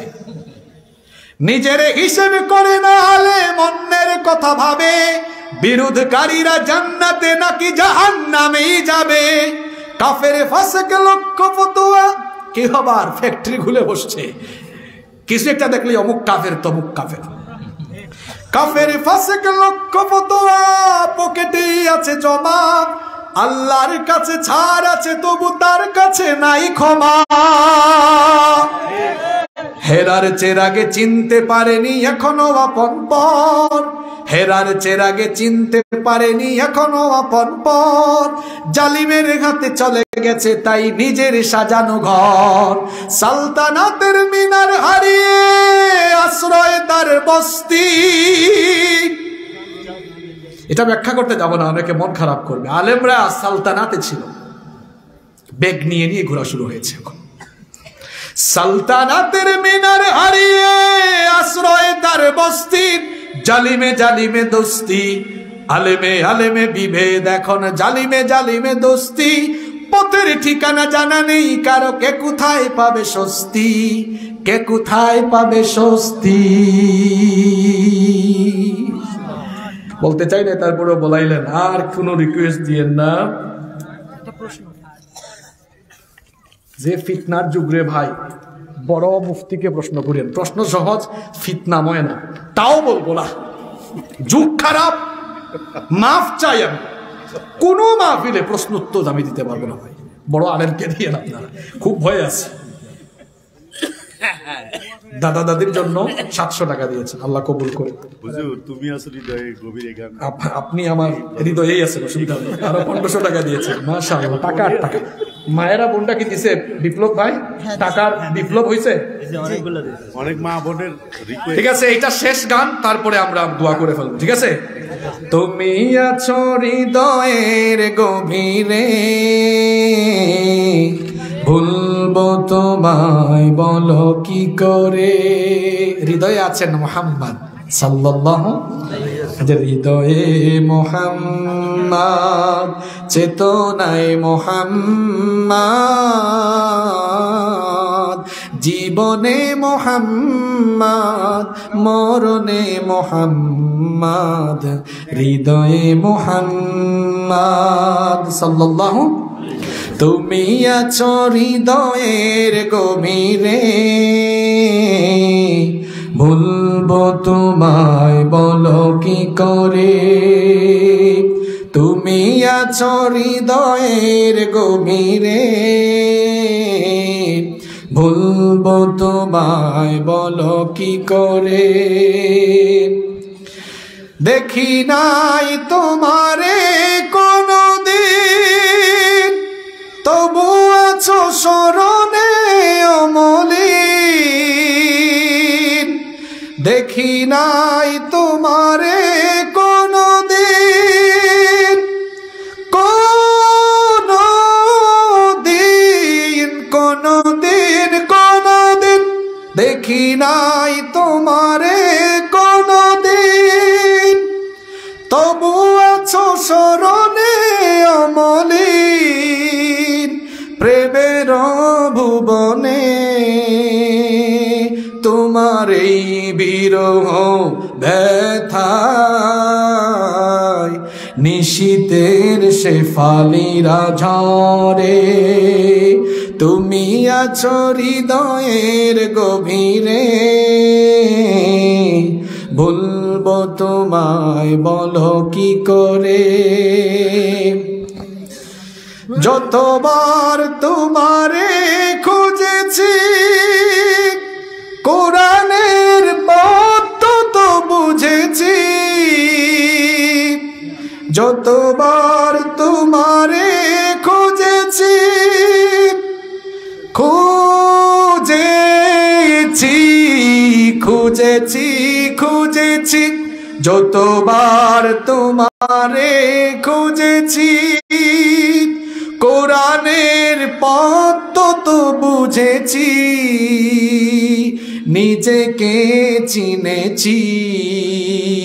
হে রাসূল নবীজি তোমার পাঠানো ঠিকানা পরে, তুমি আছো হৃদয়ের গভীরে, ভুলবো তোমায় বলো কি করে। তুমি আছো হৃদয়ের গভীরে, ভুলবো তোমায় বলো কি করে। সবার জন্য দোয়া হবে ইনশাআল্লাহ। আল্লাহুম্মা আমিন। দুইজন 2000 টাকা আল্লাহ কবুল করুন। রব্বানা যালামনা আনফুসানা ওয়া ইল্লাম তাগফির লানা ওয়া তারহামনা লানাকুনান্না মিনাল খাসিরিন। ربنا لا تزغ قلوبنا بعد إذ هديتنا وهب لنا من لدنك رحمة إنك أنت الوهاب. ربنا اصرف عنا عذاب جهنم إن عذابها كان غراما. رب العالمين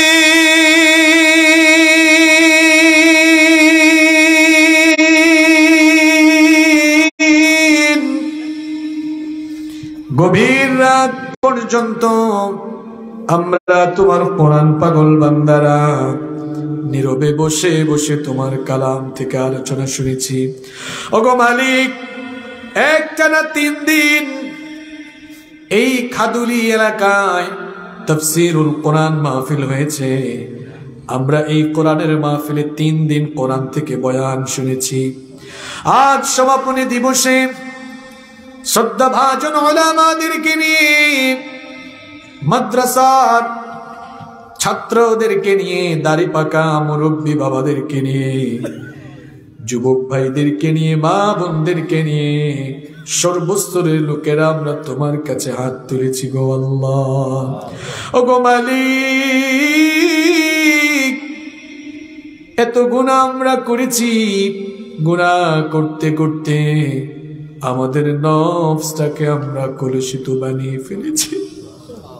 এত পাপ আমরা করেছি, পাপ করতে করতে পাপের দরিয়ার অতল তলদেশে অবগাহন করেছি গো আল্লাহ।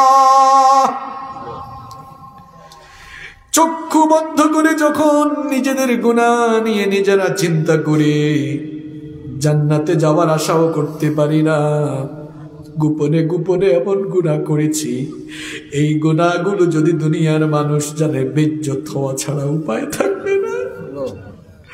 গুনাহ করতে করতে আমরা আমাদের নফসটাকে একেবারে কলুষিত বানিয়ে ফেলেছি গো আল্লাহ। ওগো মালিক, যতই আমরা গুনাহ করি না কেন, তুমি তো বলেছো লা তাকুনাতু মির রাহমাতিল্লাহ, তুমি তো বলেছো বান্দারে আমার রহমত থেকে তোরা নিরাশ হয়ে যাইস না। ওগো মালিক, সেই জন্য তোমার রহমতের আশা করে গভীর রাতে আমরা নিজেদের গুনার জন্য লজ্জিত হয়ে অনুতপ্ত হয়ে ভিক্ষার হাত তোমার কাছে তুলেছি বাবু। ওগো মালিক, যে গুনাহ নিয়ে তোমার কাছে হাত তুলেছি, এই গুনাহ দিয়ে তুমি আমাদেরকে আবার বিদায় করো না।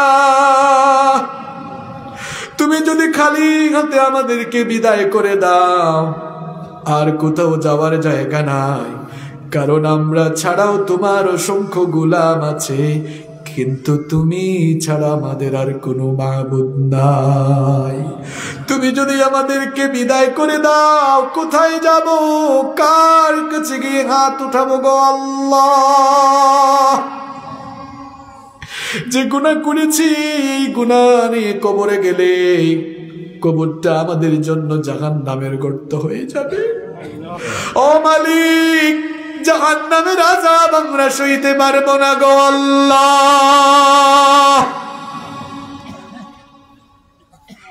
কখন আমরা দুনিয়া থেকে চলে যাই আমরা নিজেরাও জানি না। গত বছর এই মাহফিলে যারা ছিলেন তাদের মধ্যে কেউ কেউ আমাদেরকে ছেড়ে দুনিয়া থেকে চলে গিয়েছে। গত বছর আমি নিজেও মরতে মরতে তোমার দয়ায় আবারও বেঁচে গিয়েছি। কখন কে জানি দুনিয়া থেকে চলে যায় আমরা জানি না। এমনও তো হতে পারে আজকের এই মোনাজাত আমাদের কারো কারো জন্য জীবনের শেষ মোনাজাত হয়ে যেতে পারে। আর কোনোদিন তোমার কাছে হাত তোলার সুযোগ নাও পেতে পারি গো আল্লাহ।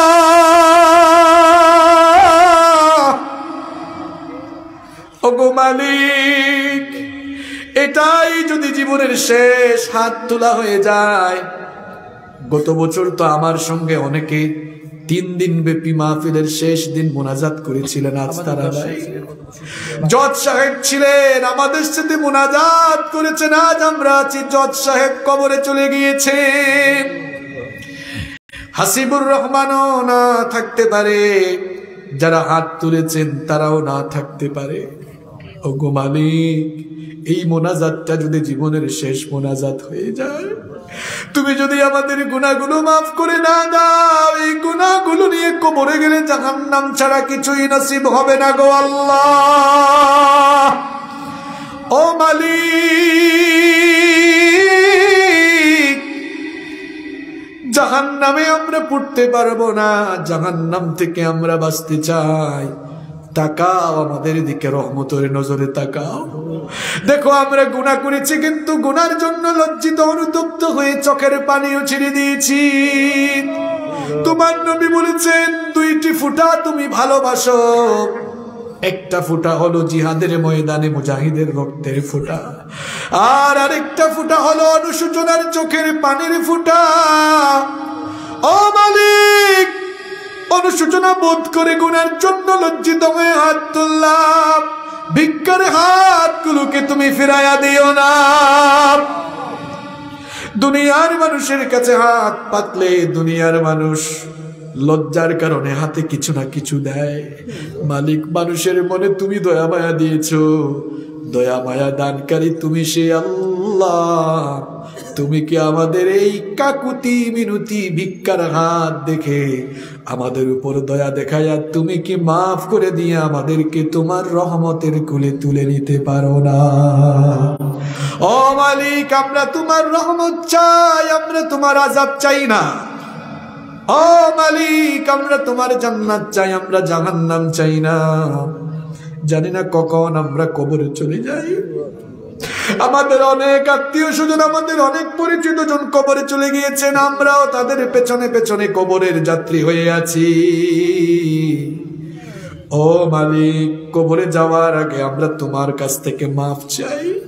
ও গো মালিক, দেখো দেখো দেখো, তোমার বান্দা বান্দিরা এই গভীর রাতে তোমার কাছে ভিক্ষার হাত পেতেছে। আল্লাহ, আমাদেরকে দেখে তোমার কি একটু দয়া লাগে না? ও মালিক, আমরা গুনাহগার হতে পারি, আমরা জানি তুমি গফফার, তোমার নাম গফফার, তুমি ক্ষমাশীল। মালিক, তোমার কাছে হাত তুলেছি গফফার হয়ে, আমাদের জিন্দেগির সব গুনাহ মাফ করে দিয়ে বেগুনাহ বানিয়ে মাসুম বানিয়ে আমাদেরকে বাড়িতে ফিরিয়ে দাও। আমাদেরকে গুনাহ থেকে বেঁচে থাকার তৌফিক দাও। ওগো মালিক, এই গভীর রজনীতে আমরা যখন তোমার কাছে হাত তুলেছি, মনে পড়ে গেল আমাদের জন্মদাতা প্রিয় বাবার কথা। ও মালিক, বাবা আমাদেরকে বটবৃক্ষের মতো ছায়া দিয়ে কষ্ট আর ত্যাগ স্বীকার করে আমাদেরকে লালন পালন করেছে। বাবার কথা মনে হলে ছোটবেলার দৃশ্যগুলো স্মৃতিপটে ভেসে আসে। বাবা এত আদর দিয়েছেন। ছোটবেলা বাবা যখন সন্তানকে খাবার খেতে নিয়ে বসে বাবা নিজে না খেয়ে সন্তানের মুখে খাবারের লোকমা তুলে দিয়েছে। সারাদিন মাঠে কাজ করে মাথার ঘাম পায়ে ফেলে বাবা টাকা পয়সা উপার্জন করে ঘাম ঝরানো পয়সা দিয়ে আমাদেরকে শহরে রেখে পড়াশোনা শিখিয়েছে। সারাদিন ঘরমাক্ত কাপড়ে থাকতো, শরীরে ঘামের গন্ধ থাকতো, কিন্তু সন্তানগুলোকে সব সময় পরিচ্ছন্ন কাপড় পরাতো। ঈদের সময় আসলে বাবা নিজে ছেঁড়া কাপড় পরে আর সন্তানের মুখে হাসি ফুটাবার জন্য বাজার থেকে সন্তানের জন্য নতুন কাপড় এনে দিয়েছে। সেই বাবা যার নাই তার মাথায় হাত বুলাবার কেউ নাই, যার বাবা নাই তার মাথার উপরে ছায়া নাই, যার বাবা নাই বাড়িতে গিয়ে বাবার আদর বাবার স্নেহ তারা পায় না, যার বাবা নাই বাড়িতে গিয়ে বাপের কুলে বাবার বুকে ঢুকতে পারে না। বাবা থাকলে বাবার বুকে আলিঙ্গন করা যেত, বাবার বুকের ভেতরে লুকিয়ে মাঝে মাঝে দুঃখ কষ্ট শেয়ার করা যেত। কিন্তু যার বাবা নাই সে বাড়িতে গিয়ে মাঝে মাঝে ক্লান্ত হলে মাথায় হাত বুলাবার কোনো মানুষ নাই। আমরা অনেকে বাবা হারিয়ে ফেলেছি, আবার আমরা অনেকে মাও হারিয়ে ফেলেছি। ও মালিক, একটি অক্ষর মাত্র মা, কিন্তু মনে হয় যেন গোটা দুনিয়ার সব মধু এক জায়গায় করে তুমি এই নামে দিয়ে দিয়েছ। কি মধু মাখা, কি জাদু মাখা এই নাম। আমরা মায়ের ঋণ কোনো কিছু দিয়ে শোধ করতে পারবো না। আমাদের জনম দুঃখিনী গর্ভধারিণী মা কি কষ্ট আমাদের জন্য করেছে। আমরা যখন মায়ের পেটে ছিলাম আমাদের মা কি যে কষ্ট করেছে। আজকের এই শীতের রাতে আমি নিজেই যখন সফরে আসতেছিলাম, কনকনে ঠান্ডা এসে কম্বলটাকে দুই ভাঁজ করে গায়ে দিয়েছি, কি ঠান্ডা।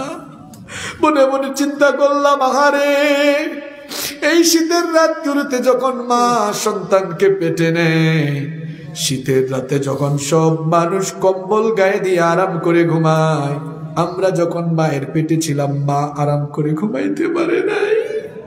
রাতের বেলা যখন মায়ের পেটে সন্তান নড়াচড়া করেছে, হাত পা দিয়ে গুতাগুতি করেছে, মা তখন বেদনার যন্ত্রণায় কম্বল গা থেকে ফেলে দিয়ে উঠে একবার এদিকে হাঁটে আর একবার ওইদিকে হাঁটে, আর নীরবে নীরবে চোখের পানি ছাড়ে।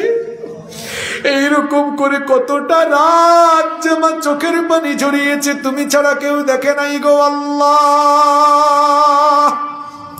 শুধু রাতের বেলা নয়, দিনের বেলাও আমাদের মা আমাদেরকে পেটে নিয়ে সাংসারিক সকল কাজ করেছে, ঘরের সবাইকে খাওয়া দাওয়া করিয়েছেন। তারপরে ক্ষুধা পেটে মা খাবারের প্লেট হাতে নিয়ে মা যখন খাবার খেতে বসেছে, ঠিক তখন সন্তান পেটের ভেতরে নড়াচড়া শুরু করেছে। মায়ের তখন বমি বমি ভাব সৃষ্টি হয়েছে। ক্ষুধা পেটে মা খাবারের প্লেটটা রেখে দিয়ে চোখের পানি এমন অবস্থায় ছেড়েছে, চোখের পানি প্লেটে পড়েছে। আমাদের মা আমাদেরকে পেটে নিয়ে এরকম কষ্ট কলিজা ছেড়া যন্ত্রণা সইতে না পেরে কতদিন যে কত রাত যে কেঁদেছে তুমি ছাড়া কেউ জানে না।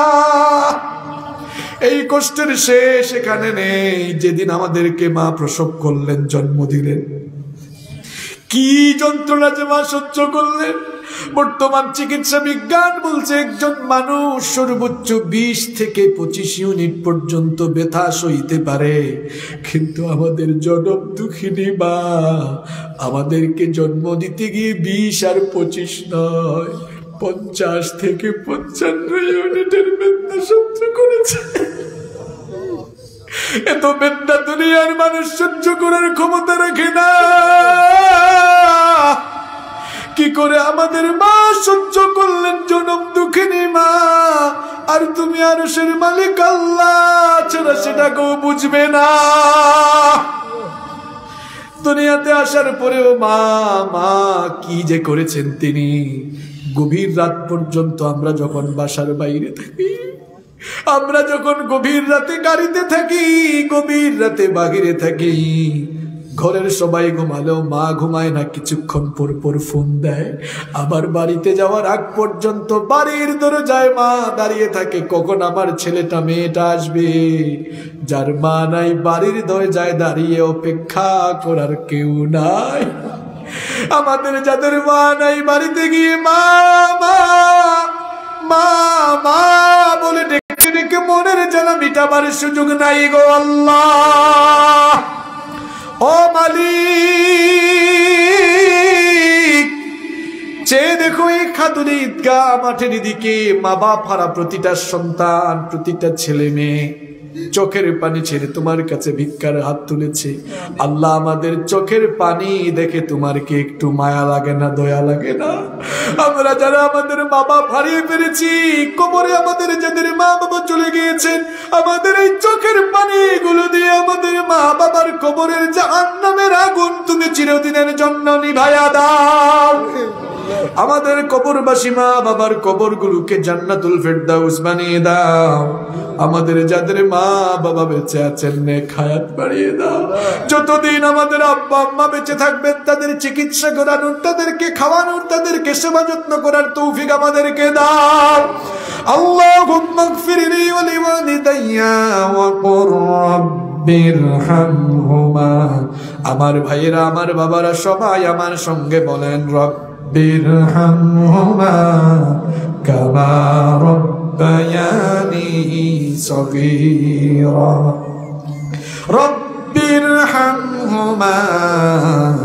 কামা রব্বায়ানি সগীরা। রব্বুল আলামিন আমাদের আত্মীয় স্বজন যারা কবরে চলে গিয়েছেন তাদেরকে মাফ করে দাও। এই খাদুলি কবরস্থানে যে সকল মুর্দেগানরা শাহিদ রয়েছেন, দয়া করে সবার কবরগুলোকে তুমি জান্নাতের বাগান বানিয়ে দাও। আমাদের জজ সাহেব সহ যার বাড়িতে আপ্যায়ন ছিল তিনিও দুনিয়া থেকে চলে গিয়েছেন। গত বছর যারা মাহফিলে ছিলেন, রমজান আলী সাহেব সহ যত বছর যারা মাহফিলে ছিলেন, এবছর যাদের সৌভাগ্য ছিল না, যারা দুনিয়া থেকে চলে গিয়েছেন, মা বোনরা সহ, আল্লাহ যে সকল মুসলমান নারী পুরুষ দুনিয়া থেকে চলে গিয়েছেন সবাইকে তুমি মাফ করে দাও। রব্বুল আলামিন আমাদের সবাইকে ফিতনা ফাসাদ থেকে দূরে থাকার তৌফিক দাও। আলেমে আলেমে বিভেদ ভুলে গিয়ে আমাদের সবাইকে হৃদ্যতার বন্ধনে আবদ্ধ হওয়ার তৌফিক দাও। রব্বুল আলামিন রেশারেশি ভুলে গিয়ে আমাদের মধ্যে ভ্রাতৃত্বের বন্ধনকে মজবুত করে দাও। রব্বুল আলামিন আমাদের মধ্যে যারা অসুস্থ শিফা দান করে দাও। আমাদের অভাব অনটন দূর করে দাও। আমাদের সবার চাকরি আর ব্যবসায় বরকত দাও।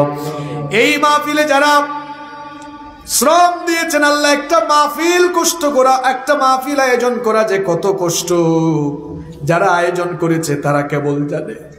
3 দিন মাহফিলে হয়তো আমার স্বেচ্ছাসেবক ভাইয়েরা, আয়োজক ভাইয়েরা ঠিক মতো খায় নাই, ঠিক মতো ঘুমায় নাই টেনশনের কারণে। গত কয়েক মাস ধরে পোস্টারিং করেছে, মাহফিলের প্রচারণা করেছে, প্যান্ডেল সাজিয়েছে। কোরআনের এক একটা মাহফিল সাজানো কি যে কষ্ট যারা আয়োজন করে তারা জানে। এত কষ্ট আমার যে ভাইয়েরা করেছে, মাহফিলে যে সকল ভাই বোনেরা সহযোগিতা করেছেন, আল্লাহ সবার গুনাহ খাতা তুমি মাফ করে দাও। আমার প্রিয় বিপ্লব ভাই, রাসেল ভাই সহ যে সকল যুবক ভাইয়েরা যারা অক্লান্ত পরিশ্রম করেছে, আল্লাহ সবার গুনাহ খাতা তুমি মাফ করে দাও। রব্বুল আলামিন মাহফিলের সম্মানিত সভাপতি আমার চেয়ারম্যান সাহেব গত বছরও মাহফিলে ছিলেন, এবছরও মাহফিলে ছিলেন। আল্লাহ আমার চেয়ারম্যান সাহেবকে তুমি মাফ করে দাও। রব্বুল আলামিন আমার চেয়ারম্যান সাহেব তুমি তাকে নামাজি বানিয়ে দাও। বড় ভালো মানুষ, দাড়ি রাখলে আরো ভালো লাগবে। আল্লাহ আমার চেয়ারম্যান সাহেবকে দাড়ি রাখার তুমি তৌফিক দাও। ওনার ছেলে মেয়েকে মাফ করে দাও। ওনাকে জনগণের দায়িত্ব ঠিক মতো পালন করার সব রকমের যোগ্যতা দান করে দাও। আজকের মাহফিলের প্রধান অতিথি মাননীয় সাংসদ, মাননীয় এমপি মহোদয়, তাকেও মাফ করে দাও। তার ইজ্জত সম্মান বাড়িয়ে দাও। তাকে তুমি কোরআনের জন্য কবুল করে নাও। 3 দিন ব্যাপী মাহফিলে যত আলোচক কথা বলেছেন, আল্লাহ সবার ইজ্জত সম্মান বাড়িয়ে দাও। আমাদের সবার যোগ্যতা বাড়িয়ে দাও। আল্লাহ মাহফিলের যত বরেণ্য অতিথিবৃন্দ ছিলেন সবাইকে মাফ করে দাও, ইজ্জত সম্মান বাড়িয়ে দাও। আমার অসংখ্য মা বোনেরা মাহফিলে এসেছেন, আমার মা বোনদের গুনাহগুলো মাফ করে দাও, নামাজি বানিয়ে দাও, পর্দায় থাকার তৌফিক দাও। আমার নিঃসন্তান মা বোনদেরকে সন্তান নামক নেয়ামত দিয়ে ধন্য করে দাও। আমার মিডিয়ার ভাইয়েরা অনেক দূর দূরান্ত থেকে এসেছেন, অনেকে দূর দূরান্ত থেকে আসার কারণে হয়তো রাতের বেলাও খেতে পারে নাই। তারা কত রিস্ক নিয়ে চলাফেরা করে, আমরা তো গাড়ি নিয়ে এসে গাড়ি নিয়ে চলে যাই। আমার ভাইরা মোটর সাইকেলে করে আসে, বাসে করে আসে, গাড়ি না পেলে এতিমের মতো রাতের বেলা রাস্তায় দাঁড়ায় থাকে। এত দামি ক্যামেরা নিয়ে রাতের বেলা যখন একা একা চলাফেরা করে, আল্লাহ রাতের বেলা পথ চলাচলে তুমি আমার ভাইদের হেফাজতকারী হয়ে যেও, তাদেরকে তাকওয়ার সাথে এই ময়দানে কাজ করার তৌফিক দাও। আল্লাহ দেশের যে সকল আলেম ওলামা গোটা বাংলাদেশের বিভিন্ন জায়গায় দিনের দাওয়াত ছড়িয়ে দিচ্ছেন, আল্লাহ সবাইকে তুমি মাফ করে দাও, পথ চলাচলে সবার পথ চলাচলে হেফাজতকারী হয়ে যাও রব্বুল আলামিন। শেষ আবেদন তোমার কাছে গো আল্লাহ, দুনিয়াতে কেউ আমরা চিরদিন থাকবো না, এই দুনিয়া থেকে আমরা সবাই চলে যাব। আমরা তো গুনাহ করে ফেলি, আমাদের গুনাহের কারণে আমাদের উপরে অসন্তুষ্ট হয়ে গাড়ির নিচে চাপা দিয়ে অ্যাক্সিডেন্ট করে আমাদের মৌত দিও না আল্লাহ। আমাদের পাপের কারণে আমাদের উপর রাগ করে এমন কঠিন রোগ দিও না, যে রোগের কারণে বিছানায় পায়খানা, বিছানায় প্রস্রাব করে করে চিৎকার করা লাগে। আল্লাহ এমন শাস্তি আমাদেরকে দিও না। আমাদের পাপের কারণে এমন রোগ আমাদেরকে দিও না, যে রোগের কারণে বিছানা থেকে উঠে তোমার সাজদা দেওয়া যায় না। ও মালিক, আমাদেরকে সুস্থতা আর শুকরগুজারি জিন্দেগি দান করো। ও মালিক, আমাদেরকে ইজ্জতের হায়াত আর ইজ্জতের মৌত দান করো। যখন মৌতের সময় আসবে, তোমাকে সাজদা দেওয়ার তো অবস্থায়, কোরআন তেলাওয়াতরত অবস্থায়, জুমার রাতে, জুমার দিনে, রমাদানের মাসে এরকম পবিত্র দিন আর পবিত্র সময়ে, তাও যদি নসিব না হয়, তোমার হাবিব এবং তার সাহাবীরা হাত তুললে কেঁদে কেঁদে আহাজারি করে করে যে মৌতের জন্য তোমার কাছে ফরিয়াদ জানাতেন, যে মৌতটা এমন মৌত যে মৌতের পরে তুমি হিসাব করো না, বিচারও করো না, বিনা বিচারে বিনা হিসেবে জান্নাত দাও। সেই শ্রেষ্ঠ মর্যাদা সম্পন্ন মৌত, শাহাদাতের মৌত আমাদেরকে নসিব করে দিও। আর মরণের সময় রব্বুল আলামিন, আজকে তো 16 ডিসেম্বর শুরু হয়ে গেল। আমার দেশের স্বাধীনতার জন্য যারা জীবন দিয়েছেন, স্বাধীনতার জন্য, স্বাধীন ভূমির জন্য, স্বাধীনভাবে থাকার জন্য, স্বাধীনভাবে কথা বলার জন্য, এই মাতৃভূমির জন্য যারা জীবন দিয়ে গেলেন, তাদের কাছে আমরা ঋণী। যারা কবরে চলে গিয়েছেন, আল্লাহ আমাদের সব শহীদদেরকে মাফ করে দিয়ে তাদের কবর গুলোকে তুমি জান্নাতুল ফেরদাউস বানিয়ে দাও। স্বাধীনতার যুদ্ধে যাদের অবদান ছিল, আল্লাহ তুমি তাদের সবাইকে মাফ করে দাও। আমার দেশের স্বাধীনতা যুদ্ধে ভাষার জন্য, স্বাধীনতার জন্য যে যারা জীবন দিয়েছেন, মা বোনরা যারা জীবন দিয়েছেন, আল্লাহ সবাইকে তুমি মাফ করে দাও। আল্লাহ আমার দেশের উপরে তুমি শান্তি আর রহমত নাজিল করো। আল্লাহ আমাদের দেশটাকে তুমি সকল বালা মুসিবত থেকে হেফাজত করো। মাবুদ, আমাদের মরণের সময় আমাদেরকে পবিত্র বানিয়ে আমাদের জবান থেকে মধুর কালেমা নসিব করে দিও। লা ইলাহা ইল্লাল্লাহু মুহাম্মাদুর রাসূলুল্লাহ।